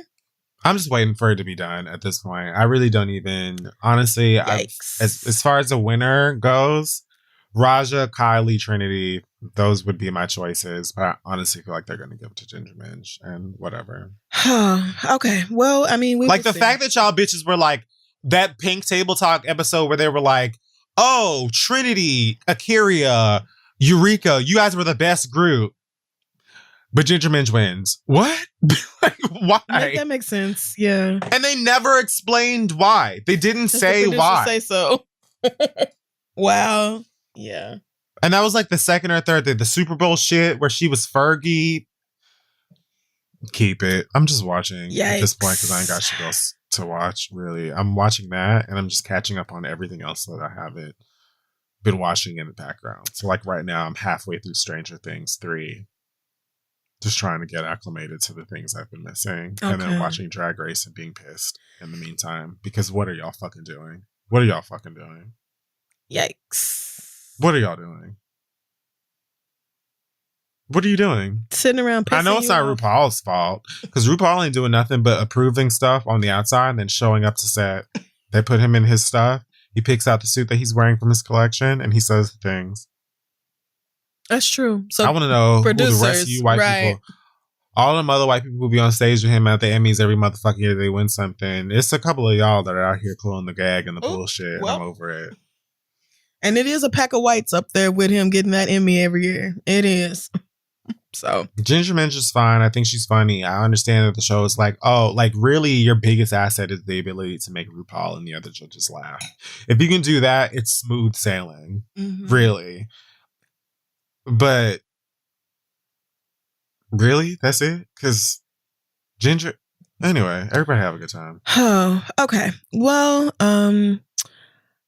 all right. I accept that. And I mean, what else can be done about it? It is what it is. Good luck, Drag Race. Our last letter comes from Mark, who says, "This is about one of my ex-best friends who I've known for 15 years. We had a Joan and William type of relationship. Me, a gay, and her, a straight." Now, this took me out because William was not gay. Yeah, I wasn't like... And I just love how the gays have decided that he was, because I also got very strong homosexual vibes from William. And then there was that time when they like forced the relationship and it was weird. I hated it. And it should not have I hated happened. that whole era. I hated it. I love that Mark decided that he and his BFF were this. So, but I also hated when Moesha and Hakeem were dating. Ew. Oh, I didn't hate that at all. Oh, I was but I wanted to be Moesha. I wanted to date Hakeem. I had a crush on Hakeem. I did. Many of us did, but like no. Ew. It didn't make sense to me. I mean, over Q. Still doesn't. Now listen, Hakeem and Q. I mean, not Hakeem. Although I'm sure a lot of y'all wanted that. Like, but Moesha and Q was trade. Because I never found Q to be like. I did. I loved his stupid ass. Oh, I did. Personally, I always thought Moesha was a fool for running up behind him. And I thought that I thought that she was enamored by Q because he had an East Coast accent. Yeah. He was from like exactly. Slauson. Exactly. I completely felt her. But just the way that, not only the way that the type of niggas that she constantly fell for, but also just the way that she treated Hakeem and spoke to him was like, why are you even attracted to her? I barely understood why most of them stayed friends with that bitch, to be honest. I mean, so Moesha definitely had a lot of moments where she was like, Hakeem, why are you poor? Like, literally, like, I'm breaking into his house to figure out why his lights ain't on. What is wrong with you, girl? Go to bed. How you come you always eating over here? Bitch, you ain't got no lights and you hungry. What you think is going on at home? Hakeem, I noticed that every day during lunch, you count the 2 nickels you have in your pocket rather than getting food. So I decided to break into your home to do some fucking research. Fucking weirdo. Like, okay, well, I mean, yes, but back to Mark and his Joan and William friendship. Yeah, I forgot whatever. So you gay. Yeah, okay. Last year we had an argument about how she was feeling like I undervalued our friendship. She has long been insecure about the relationship between me and some of my other friends, and admittedly, I have been more open with them at times. I asked her plainly where this insecurity was coming from because we have talked about it and argued about it a million times, but nothing got resolved and she decided to stop talking to me as she'd done many times before. I knew this was temporary and eventually she'd come back, but this time I decided that our friendship should really end. Joan tried to reach out to me around the 8-month mark. So we're just going with Joan. I mean, she didn't, Mark didn't give her a name, but I just did that. Oh, so even better. I responded to her message, but since I still believe that the separation was for the best, I didn't really engage with her as I usually do. However, today I recognize how I contributed to our failed friendship and all the different ways that I made her feel insecure. I do want to apologize, but I don't necessarily want to repair our friendship because I feel like too much time has passed, and honestly, I feel a little embarrassed. We've missed a lot of milestones in each other's lives this past year. Like, she had a baby and I wasn't there for that, which is huge. The way you just slid that in there. But yeah, this is her 3rd child and I've never been there the way I should have been, even when things were good. And it just kind of made me feel like maybe I had started neglecting her when she had her first kid back when we were in undergrad. She's had her bad moments too, but I've also been self-centered and prideful. To top it off, now God is being messy by sending me dreams about her, and I don't know what to do. You gonna leave God like? What would y'all do in my situation? Would you apologize and take responsibility for being dismissive of a friend, even though it's been more than a year since you last spoke? Please help. I'm not sure what to do. Thanks, Mark. Mark, I'm going to be. Not you calling God messy. Right? How God messy, boo? God sitting back like, why am I in it? Right. You see how they put me in it? I ain't even did nothing. God did not see you them dreams, baby. Mark, what I'm going to tell you with the energy I've got left at 12:42 a.m., I don't give a fuck about this. And you know, I think what you need to do in this situation. It's been a year. This is not like Sophia Petrillo and her sister where they ain't speak for 30. Right. Oh, God. You could easily send this girl an email or a text and say, hey, girl, Child to you and your baby. Please do not say that. Maybe word it differently. Probably should. Please don't say that to this girl.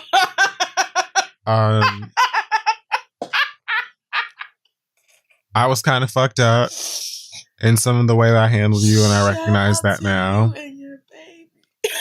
And I just wanted to apologize for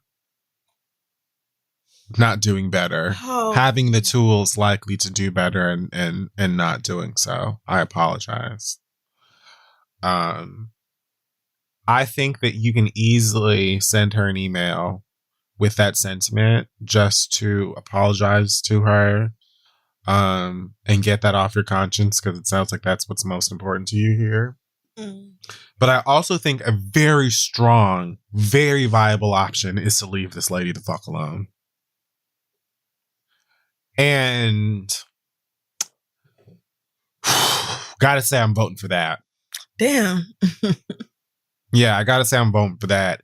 If you feel like she might be holding on to some angst or whatever related to the way that you handled her, then yeah, maybe. Or if you just think it might be a nice thing to do. Again, a year is a while, but it's not like, right. You know what I mean? It's not like you just like, who is this person? Oh my God, I have no idea. Like, right. You can get over that if y'all want to. Easily, yeah, it's not that crazy a stretch of time. I think you can reach out and just say, look, I should have done better and I should have done differently, and just out of respect for you as a person and as like someone who was a friend of mine at once, I just wanted to offer an apology to you, and I hope you're good. And I think you can leave it at that. Simple. And if you decide not to, and you just don't reach out to her at all and pray that she's happy, I feel like that's fine too. So up to you, girl. But I like accountability. That's always nice. Yeah. And I think the fact that you've been having dreams about her is a sign of your guilty conscience, not God being messy. Just for the record. Right. Imagine. Like, imagine blaming God. Right. God is like in heaven with a paper like, it was all a lie. She lied. You guys, she lied. Yeah, I think that is your own guilty conscience. You said now you understand how you have contributed to like her feeling insecure and all that. And it is okay. I feel like I said this last week, but it's okay to change your mind once you have new information or a new understanding of something. So like if a year ago you felt like, whatever, this bitch tripping, blah, blah, blah. And now you like, damn, I see how I made this worse. Like there's nothing wrong with saying that to somebody. There's nothing wrong with clearing the air. And, you know, you said that she tried to say something like 4 months ago and you still kind of kept it real icy. And she might feel that way now when you reach out and say something, and that's okay. Like you don't have to reach out with the goal of like y'all being BFFs again. But I do think since y'all were friends for 15 years, I do think it's a good idea to say, hey, I've been doing some thinking lately and I realize how like some of my actions contributed to you feeling this way. And I just want to apologize for my part in our relationship breaking down because, you know, you were the Joan to my William, and I'm going to make that a gay straight thing, even though it wasn't. And it meant a lot to me. Don't mention Joan or William. But it meant a lot to me, you know, and I miss you. And I'm sorry that I did these things that contributed to our relationship being the way it is. And, you know, this lady has 3 kids. One of them is a newborn, so she might be kind of busy. But if nothing else, I would take responsibility for what I have done so that the dreams stop.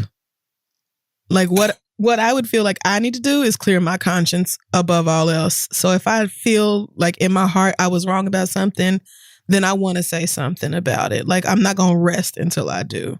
Yeah, I'm really loving the telltale wig. Yeah, like go off the telltale wig. Tormenting. What a classic tale.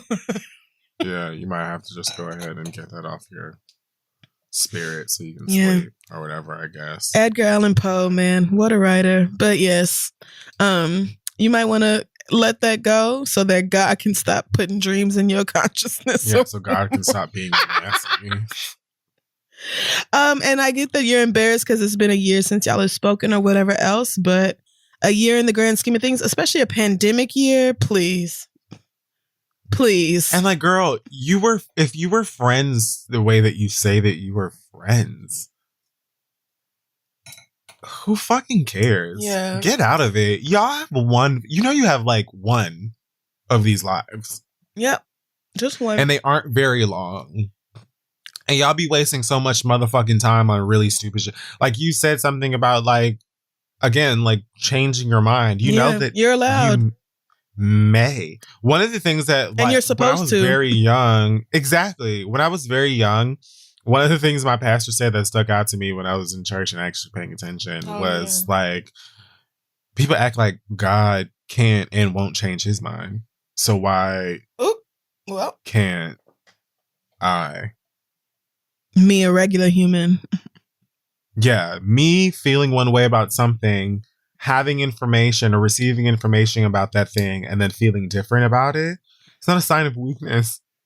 It's just human. It is. It's just you being a person. It is. And it's a good thing. It means your things are working. Yep. It means your things are working. It does. Like, it means your things are y'all are strange. I don't understand. I hate it here. But yeah, I would probably send like a nicely worded email or something, just owning up to the shit and taking responsibility and apologizing and leaving it at that. And whether she responds to you or not, again, this sounds more like so you can get some sleep and you've admitted that you don't really care to be like homies like that anyway. Right. So if y'all are in a good enough spot for a FaceTime, then I would FaceTime this because I think it helps a lot for people to see your facial expressions. Definitely. Definitely. But there's nothing wrong with reaching out. And if she's not receptive, then she's not receptive. Same way she reached out to you 4 months ago and you were not really receptive. You kept it cute, but you weren't really open to it. So, just trust that being honest about your feelings and expressing remorse is enough for right now. And things will work themselves out for y'all's relationship if they're supposed to be worked out. Yeah. And before you know it, fucking 23-year-old drama. But they've been friends for 15 years, so it's, they probably in their 30s by now. But, it probably won't be too long before you watching her kids on FaceTime while she in there cooking hamburger helper or something, being a mama. I was about to say, right, in front of the skillet and the fucking phone. Right. And here you go yelling at kids in the background and shit, telling them to get their ass off that coffee table. Who knows? So, but reach out. You will never go wrong by apologizing when you know you need to apologize. Yes. Regardless of how the other person takes it, right? Do it for you. Bad thing. So that you can stop blaming God for these dreams. Yeah, because I want you to stop. I want you to know, Mark, I screamed when I saw that you blamed God for these dreams. I really did. I said, wow. Called God messy. And called God messy. Oof. Maybe that might have something to do with the problems. Like God was Andy Cohen and inserting these dreams into your storyline to fuck with you. Wait. Yeah. Maybe. No, that's not how that works. Yeah, it's not. That isn't that. So, but good luck to you and your Joan as y'all work through your issues. And if you, everyday other listener, has a question for us, please send it to asktheread@gmail.com. We may read it aloud on the show. We're going to take one more break and then be back to finish this shit up. Now's the perfect time to turn your cool ideas into a website with Squarespace. You'll find what you need whether you're trying to showcase work, blog, publish content, sell products and services, or announce upcoming, hopefully COVID-friendly events. Anything you can dream of, you can do it with Squarespace. You can also buy domains incredibly easy with no hidden fees or price hikes. And you can get to know your audience with their analytics tools that will help you with things like page views, traffic sources, audience geography, all kinds of information that you need to know what's going on with your website and also to help monetize it. Incredibly simple. You can start with a design template and use basic drag and drop tools to make the website all your own and very spiffy and not like the, ashy elbow stuff that I had to deal with growing up and trying to craft my own blog. as a 19-year-old freak. We've used Squarespace for our own individual websites, for the Read website, and it's really, really easy. Affordable. You have a little slice of the internet that's all yours, whether you're trying to have a legit business or just, I don't know, recap your favorite snack of the week. Do it. Go to squarespace.com/read for a free trial. When you're ready to launch, use the offer code READ to save 10% off of your first purchase of a website or a domain. That is squarespace.com/read. Offer code READ for 10% off your first purchase. Go build something fun and festive, and let's finish the show. Okay, folks, we're back. It is time now for the read. Mm-hmm. You already know. You already know. All right. So part 2, Electric Boogaloo. I want for the baby to use all of that energy he uses in all of his visuals and performances and stuff to go on a Minecraft-like journey where he will build a raft. Okay. Out of, things he found. Maybe we'll say Animal Crossing. Oh, okay. Now I get it. Now I know what Animal Crossing okay. Stardew Valley. Craft yourself a raft. Okay. Okay. I don't care if you pick some nuts and berries to go with that raft for a snack. But I want you to build a raft. Take it to the closest body of open water and sail into the fucking sunset. Leave all of your devices here so that we never have to hear from your ass. Just beat it. Yeah. Just go. Go away and take Clifford with you.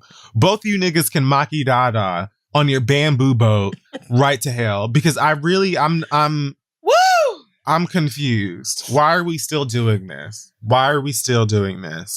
So the Bebe's kids and his team finally, I guess, hired a new publicist. I don't believe that. Who today, either they got a new publicist or the publicist that they had came back to work.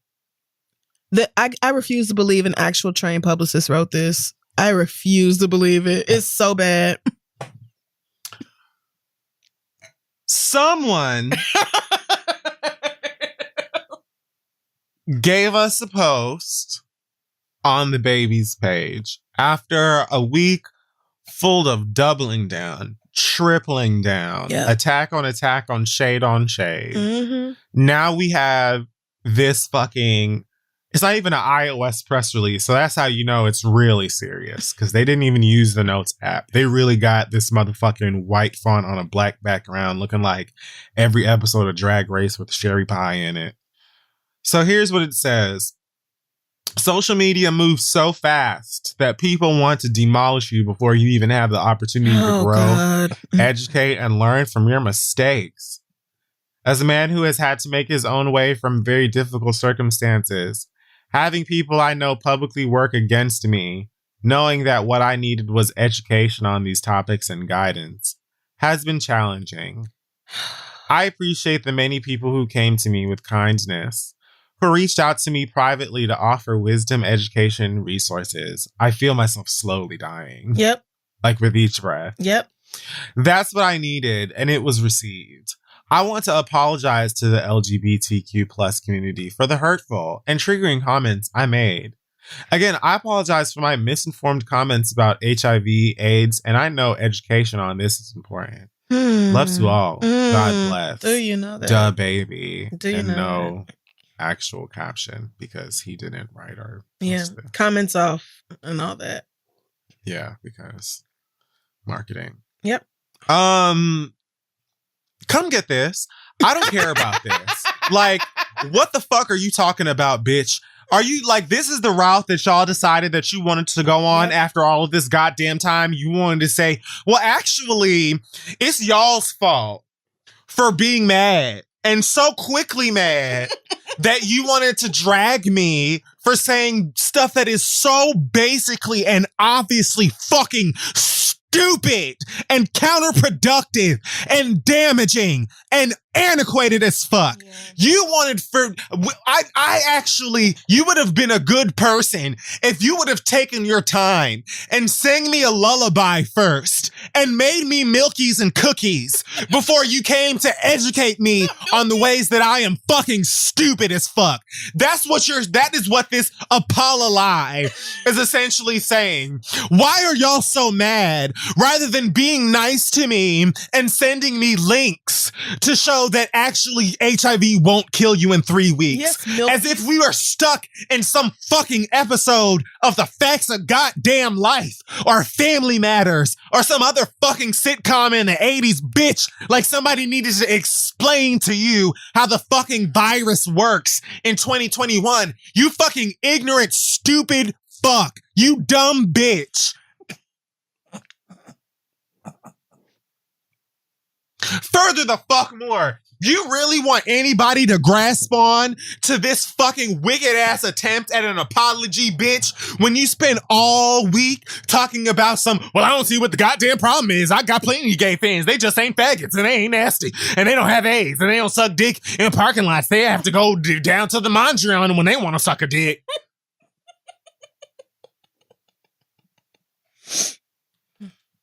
But now that someone, I guess, has soothed common sense into your brain with, I guess, a 12-step program, because that's what you needed. You needed someone to ease you into common fucking sense.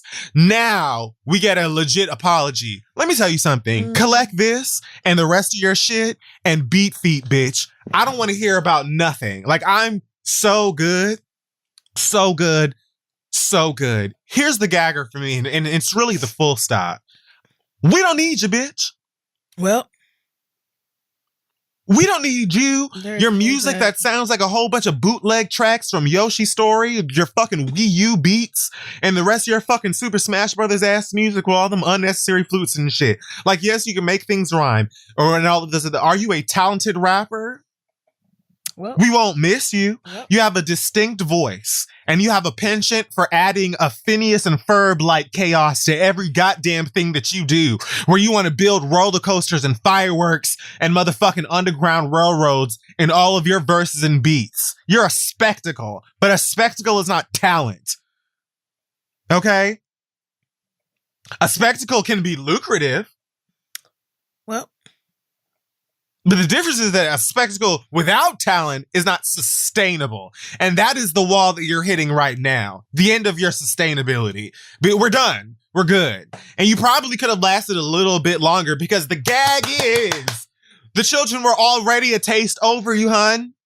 Well, even prior to this, the ones that were super still into you are the kids that still, for whatever reason, want to fuck you. And they're still fighting, as pathetic as it may be, to, like, for your rights to be ignorant, I guess.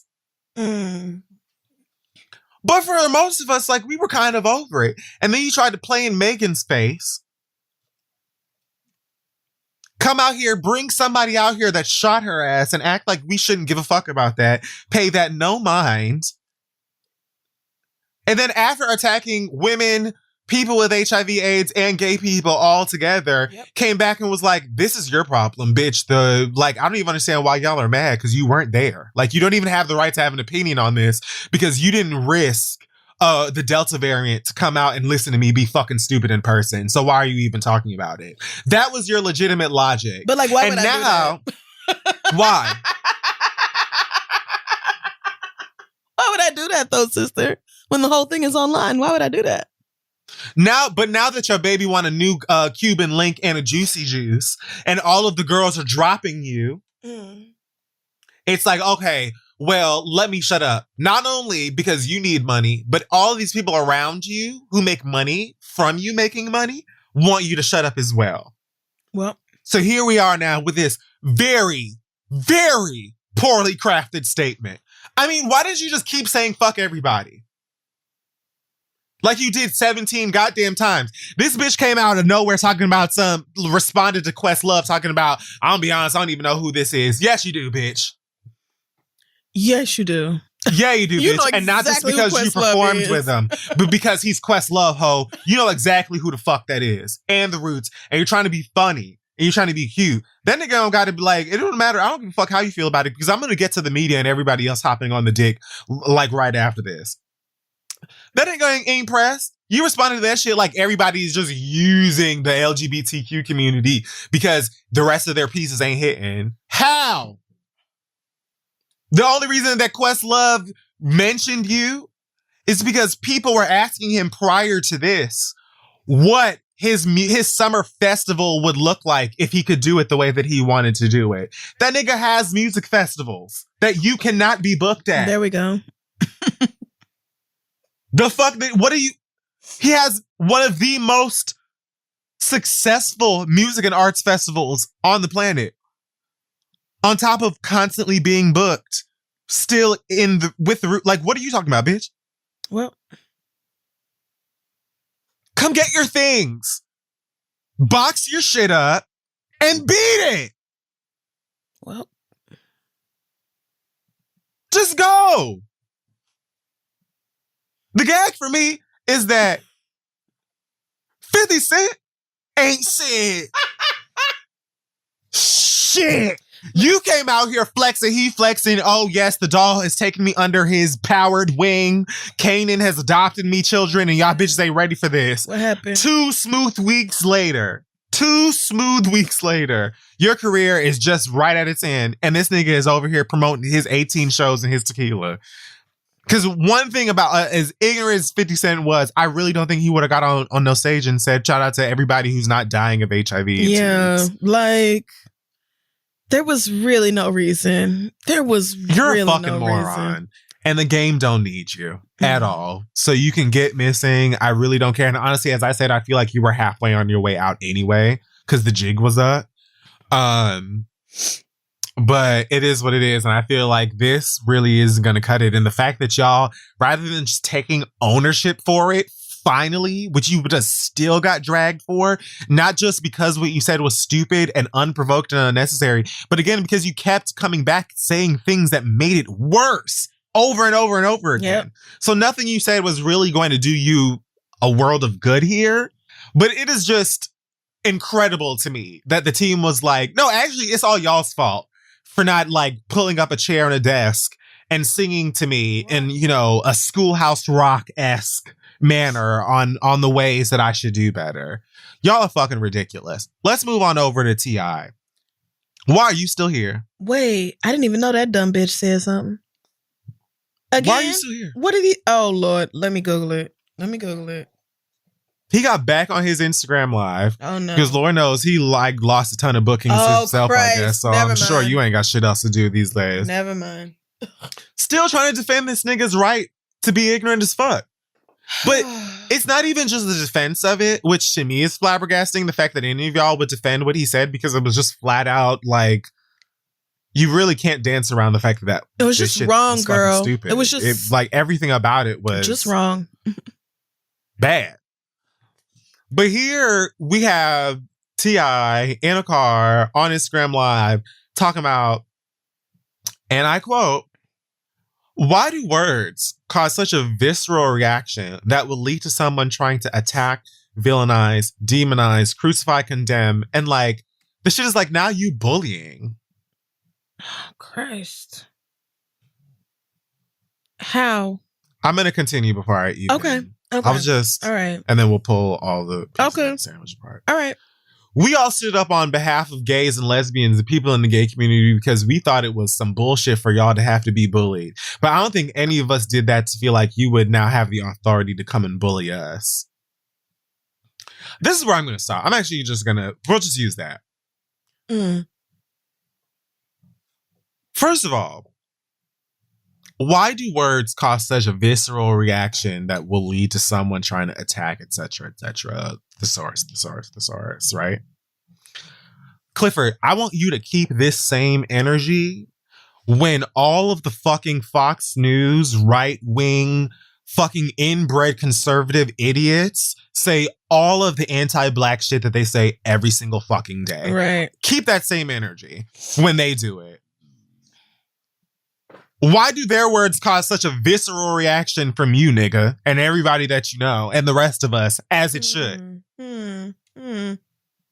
Really? Now because it's gays, it's gay people that we're talking about, we're doing the whole, they're just words. Why is it such a big deal?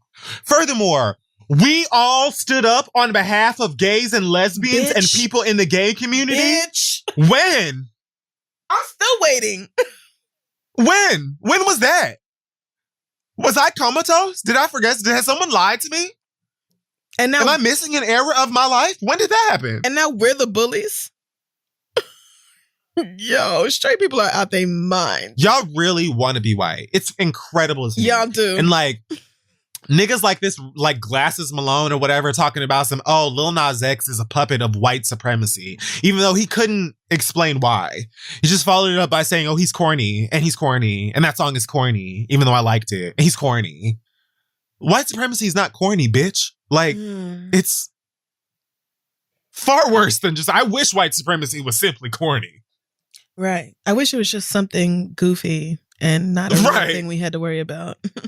It's not just, like white niggas wearing Rasta tunics and getting dreads. That's corny.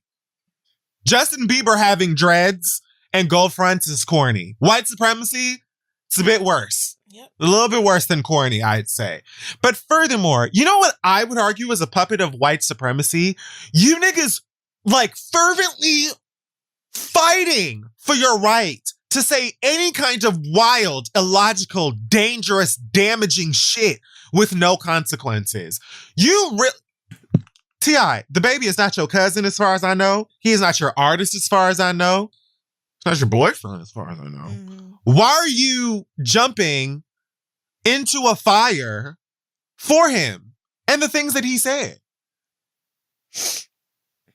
Why defend what he said for any reason other than the fact that you feel like niggas, much like white men. Listen, white privilege and like whiteness and supremacy is so ingrained in like Americana and the history of this country that y'all really can't disassociate that from like existing as a free American. Like you really kind of feel like as an American man, you should have, especially one with like money and power and access, that you should have like your, white counterparts that want nothing but to see you extinguished.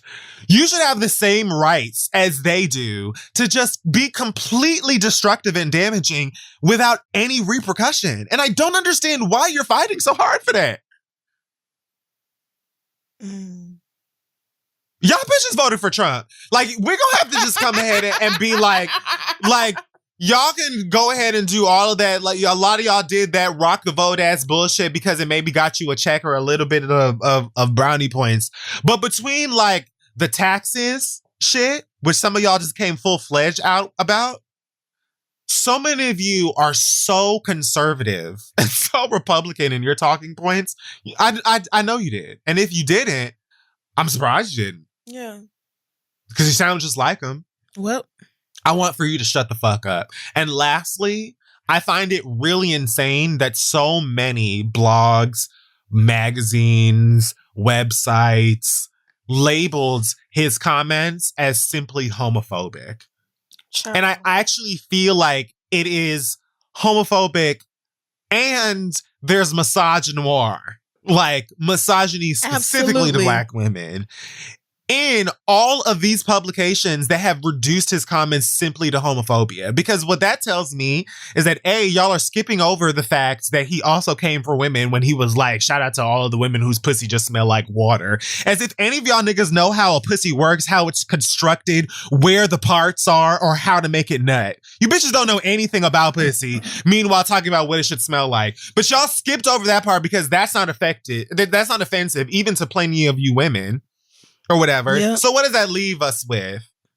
Nigga sucking dick and HIV AIDS. And y'all still equate that disease to just gay niggas. And so... Which is really wild. It really is not lost upon me that essentially his comments for so many of y'all have just been reduced to, oh, he was attacking the gays because he was talking about niggas sucking dick and AIDS. And that's it. As if HIV/AIDS doesn't affect everyone. Right. So a lot of y'all bitches need to tighten up as well in the way that you discuss this, because he really even the way when I listened to it listened to it initially, it didn't feel like he was just coming for gay people. I mean, like, it felt like he was just unnecessarily attacking all kinds of people in the community, specifically Black community. right. So to me, the fact that y'all are finding it down to this is insane. And you're not going to continue to make it seem like the alphabet community came and are trying to ruin this man's career and do all of that other stuff. Because from my perspective, when this happened, all of the queer people I follow, the people that I saw, were clearing him on all regards. The homophobic shit, the misogynistic shit, and the like ignorant shit as it pertains to sexually transmitted diseases. All of it. But your favorite blogs that you really read when you should be working, and that it's it's magic to me that you're even still employed, many of y'all. But you're scrolling through your Instagram blogs and they're all making it an LGBTQ plus problem.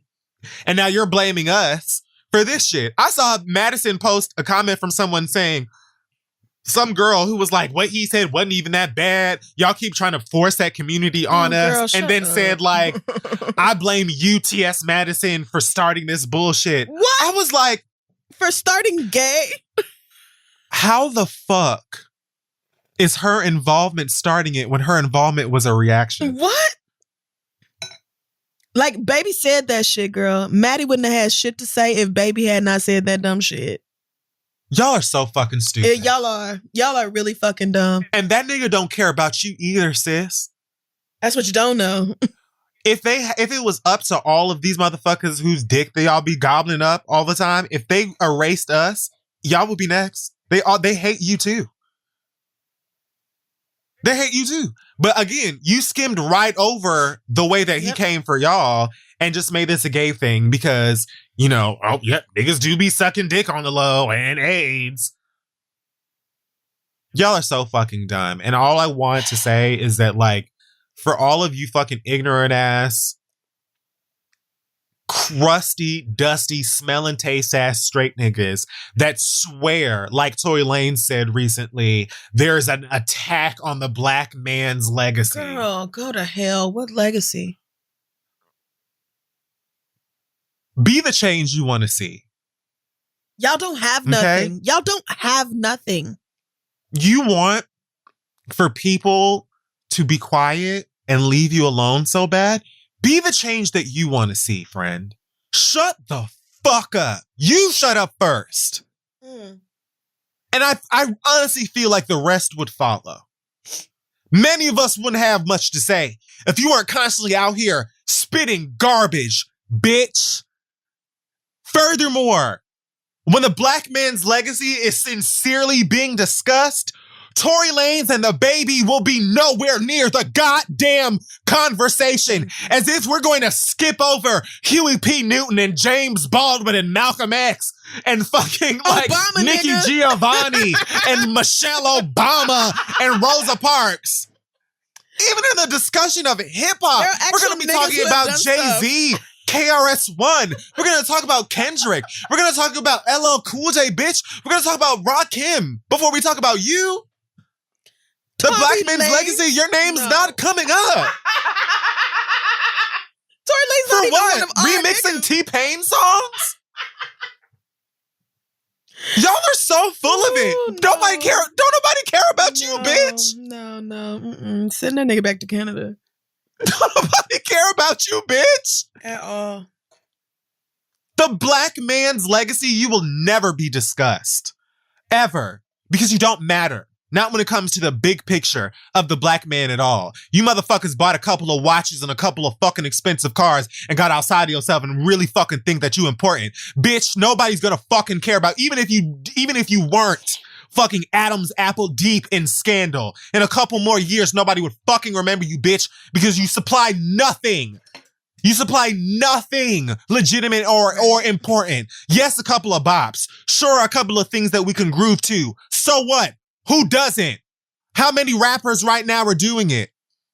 It's white boys doing that. Jack Harlow is clearing a couple of y'all. And writing his own shit. Oh yeah. Like, you forget that we don't know that niggas have ghostwriters too. Y'all aren't special. You have no legacy. And bitch, if you did, your legacy would be nothing but disrespecting people and shooting women. You fucking idiot. Invest, bitch, the couple of coins that you have left. Get a rap snack. Because it's looking slim out here for you, bitch. I don't feel bad for none of y'all hoes.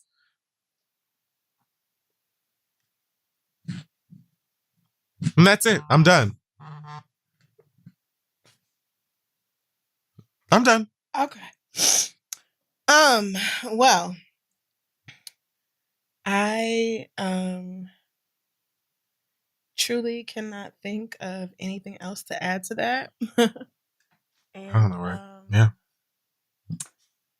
Yeah, you know what really like blew me about the baby statement was that nigga was like, I'm just trying to say, you know, people have been like plotting against me and seeing all these people say stuff about me, knowing that I really needed education or whatever else. That was like, what that really fucked me up. Cause it's like, since when have you given a fuck about education? The girls could have sat here and given you a play-by-play breakdown of everything you said and why it was wrong and why it didn't make no fucking sense and why you need to shut your little dumb ass up. And it would not have made a difference. You would have ignored it and kept laughing and making your videos. You would not have given a shit. They did. Yeah. Like, did. Yep.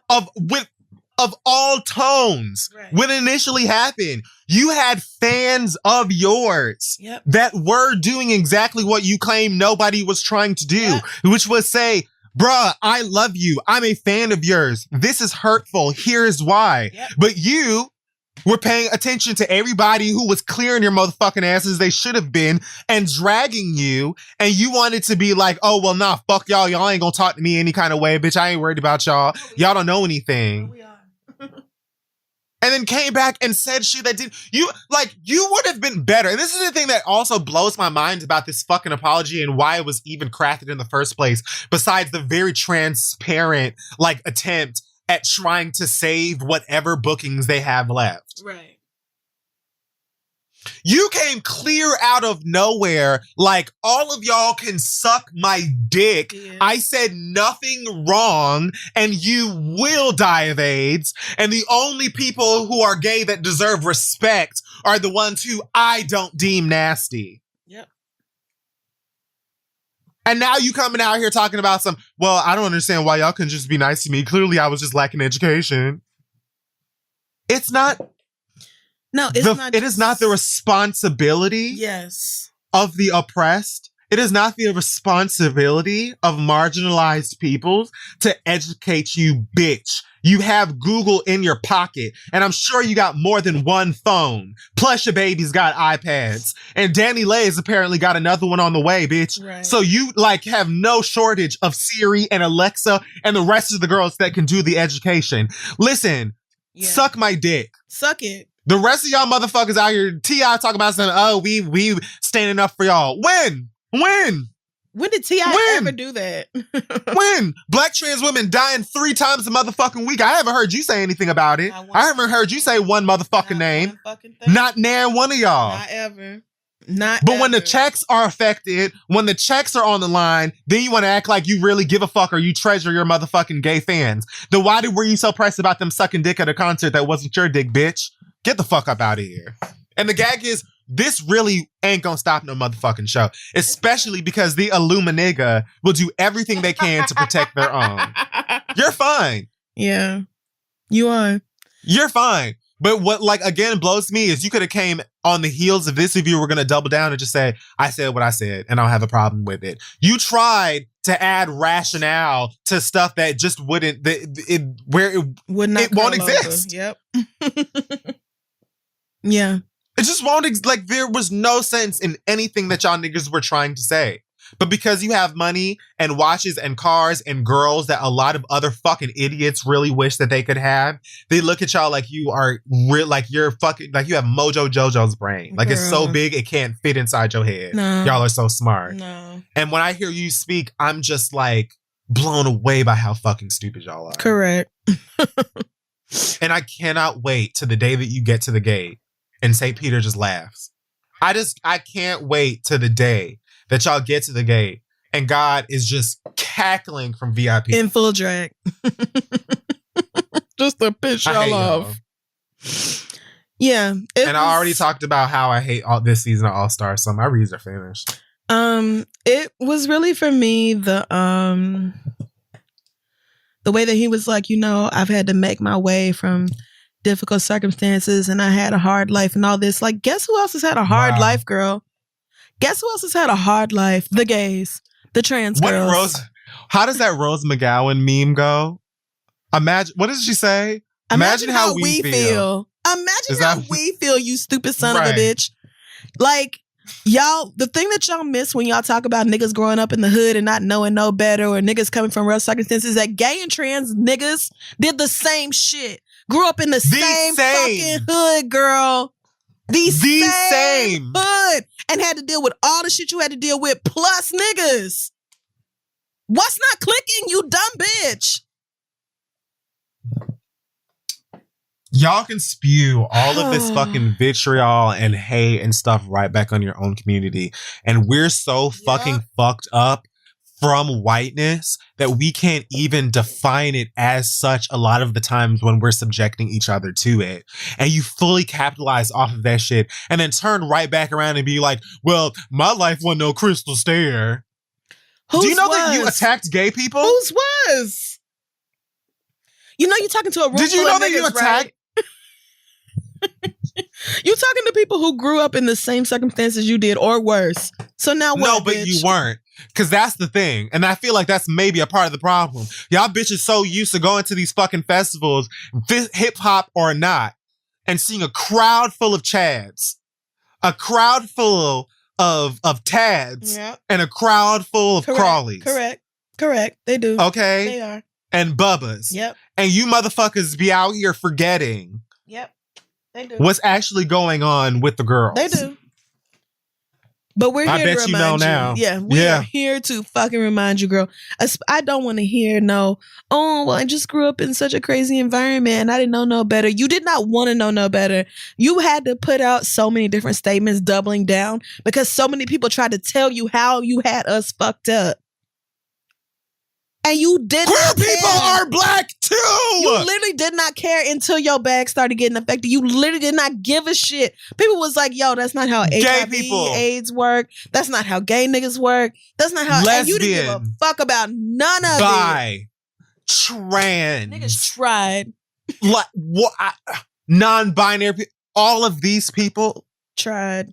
Be in the same hood as you. We tried. You fucking imbecile. Growing right up in the same hood, same What schools, are you fucking talking about? Same house as the rest of y'all. And y'all like, but y'all don't understand. I'm a hood nigga. We don't do all this. Had you listened to the people that you grew up with, perhaps you wouldn't be this goddamn stupid. Super going to school and getting their ass beat and going home and getting their ass beat again. What are you talking about? And who was supposed to be like, oh, you're right. I didn't think of it that way. Like fucking idiot. Having empathy for queer people is not a white people school thing.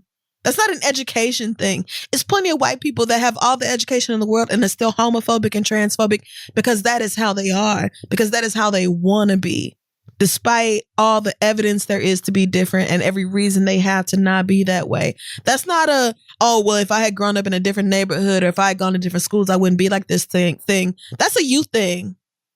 And y'all swear Lil Nas X being butt naked or whatever with some other niggas. Fuck out of here. His video that is not for your baby any fucking way is somehow going to damage them and their growth and their way of thinking. Meanwhile, y'all are a continuous and perpetual fuck nigga factory. Yep. You are helping to crank out more niggas that will be damaging to your daughters, that will be destructive to your daughters, that will be manipulative to your daughters with no problem. You have no problem making niggas, raising niggas, inspiring more niggas to disrespect the girls that you birth. Yep. Or well, you don't birth them, but you know, that you create. The girls that you sired. Yes. Yes. Right. You just don't give a shit. But Lil Nas X just being like, I'm gay and I'm okay with that. God forbid your baby see that, because that's going to fuck them up for life. Right. Those are scars that don't heal, honey.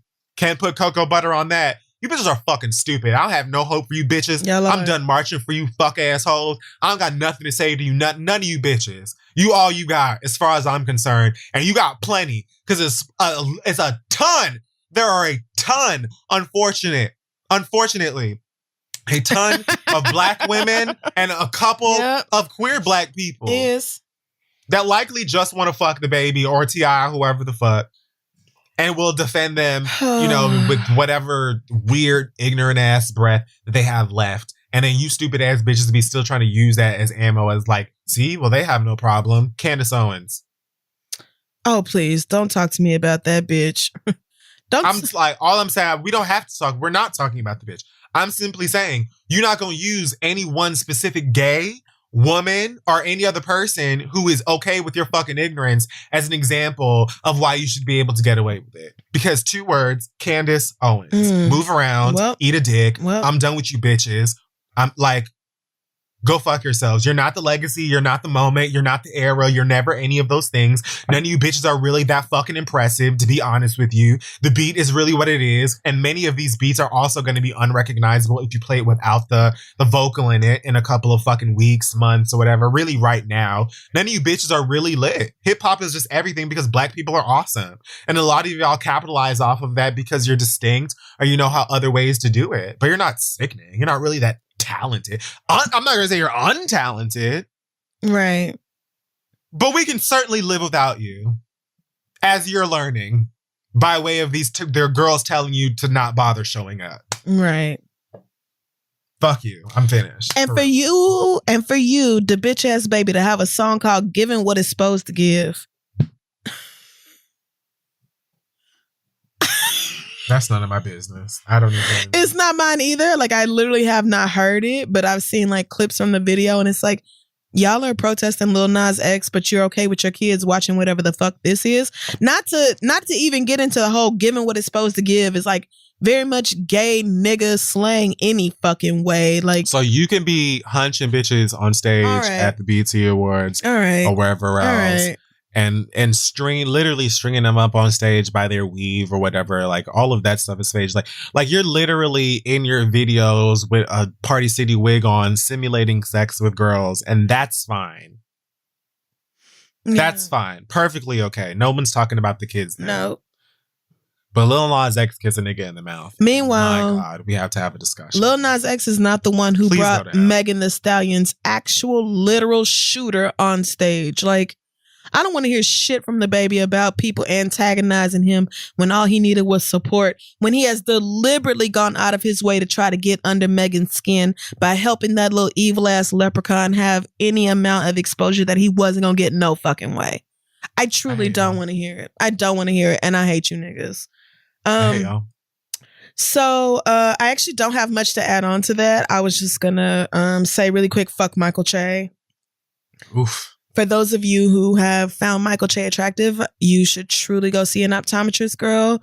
Obamacare.com. It's available. Go get you some. Is that a URL? I don't think I knew that. Go get. No, I mean, I'm just saying something, but.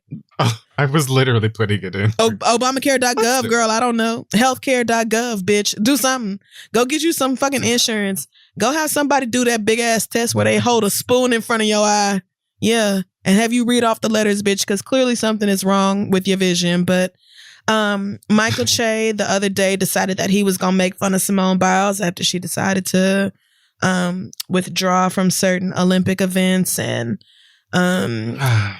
so he opened up, instead of actually making the jokes himself, he opened it up to his fucking followers and just screenshotted their jokes and posted them on his stories. And so some of them were truly tasteless. Like, some of them were about that coach that molested all those different athletes. And they were like, you know, Larry Nassar understands Simone Biles better than anyone. He's like, this is disgusting.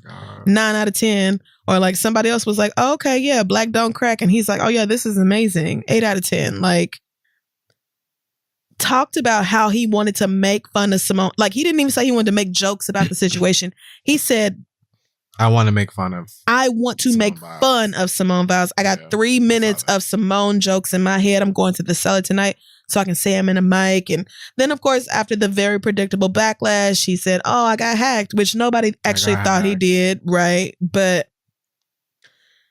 Michael Che has always given me the same font and style and everything. Girl, you clearly did not get hacked. You meant every single bit of it. It was so yeah. And what it was for me really was that like Michael Che has always given me kind of incel vibes. You know, like women don't fuck me voluntarily. They fuck me because I'm successful. They fuck me because I make them laugh. They fuck me because I can pay for their drinks and they Uber home and they can take a Uber Black and not a regular Uber and they have a story to tell their friends. Like I spent an extra $20 so hoes can brag. Like that's always the vibe that I've gotten from Michael Che, that he hates women in general, really, but especially Black women. And really at a time when an elite Black athlete needed support more than anything else, and not like the baby asking for support and education when he had clearly fucked up and done something very wrong. But like, this is a Black girl saying, hey, it's not safe for me to be on a fucking balance beam or whatever while I'm dealing with this shit. Like I could literally crack my fucking spine. So let me chill until I get my mental right. And then of course, like just the other day, she was like, "Oh, bitch, I'm ready. You know, I'm gonna come back for the whatever blah." I don't even know what the fuck event she's coming back for, but it don't matter. Because Michael Che, a whole ass Black man, had the opportunity to stay silent, not even to stick up for her, because I don't expect a Black man to be as big as Michael Che is to rep for Black women. Honestly, as sad as that is, I don't even expect you to ride for us. But for you, you had the opportunity to shut the fuck up. And instead was like, not only do I want to make fun of her, and I could just leave these jokes in person where I know nobody's going to record them and put them online, I'm going to share y'all's jokes and my shitty ass reaction to them. In order to do what exactly, Michael Che? In order to do what? Because you clown niggas who are on the internet all the time. You clown dorks and nerds and people who are like extremely online and people who like live out their whole lives through social media or whatever else. You do that, and yet you clearly live and die by them at the same time.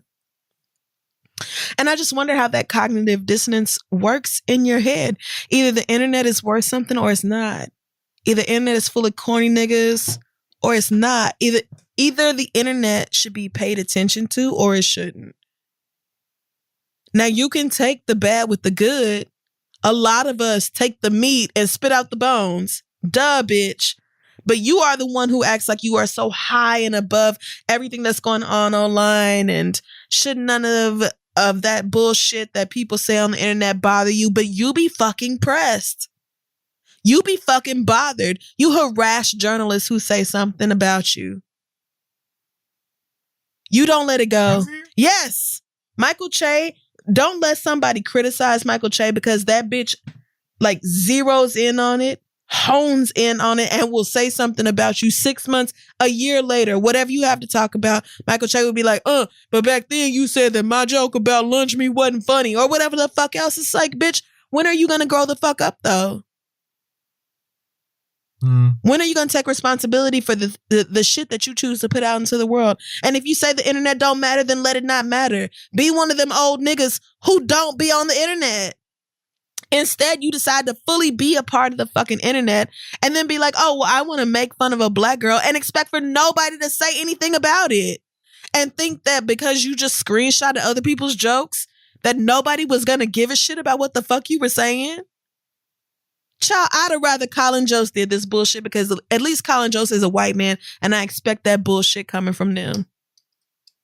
At least that. I would have just assumed, if Colin did, I would have just assumed that Michael wrote it. Truly.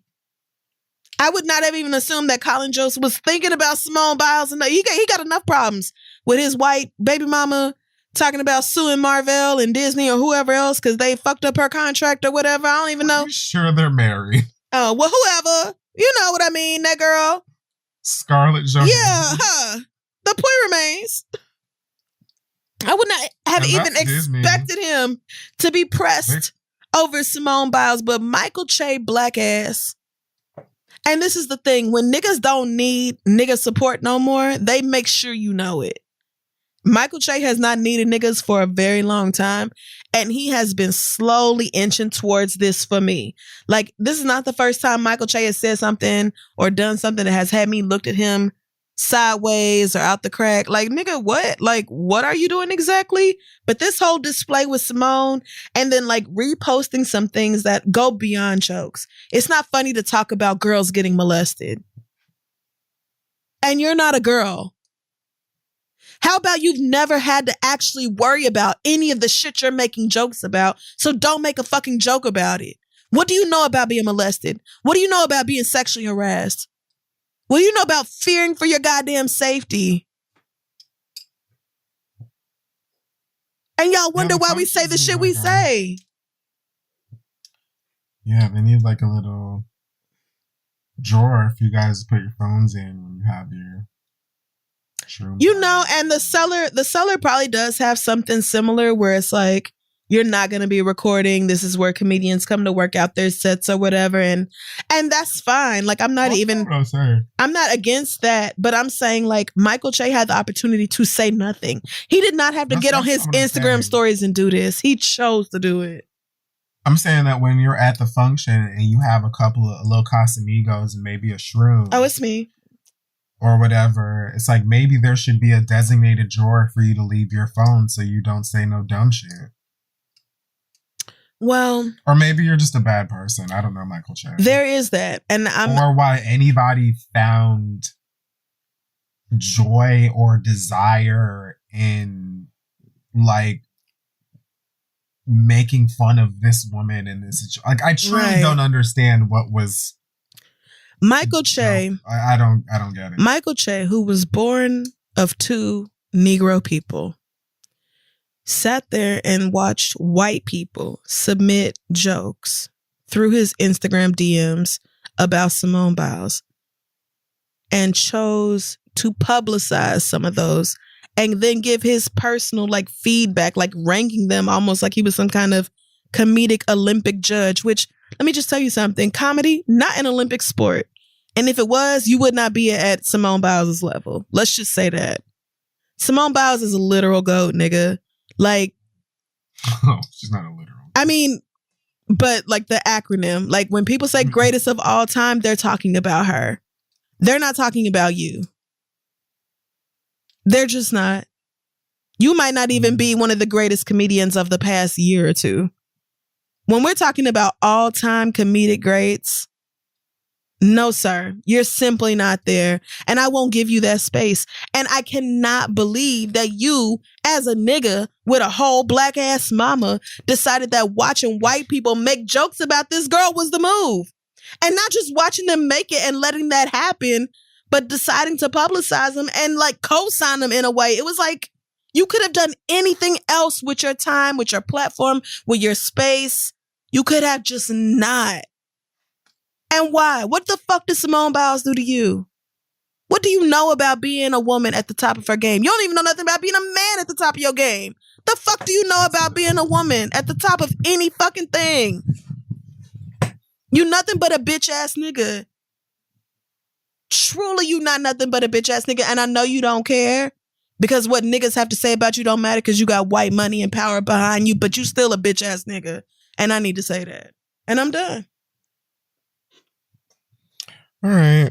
So. Not you holding this mic like it's an open mic.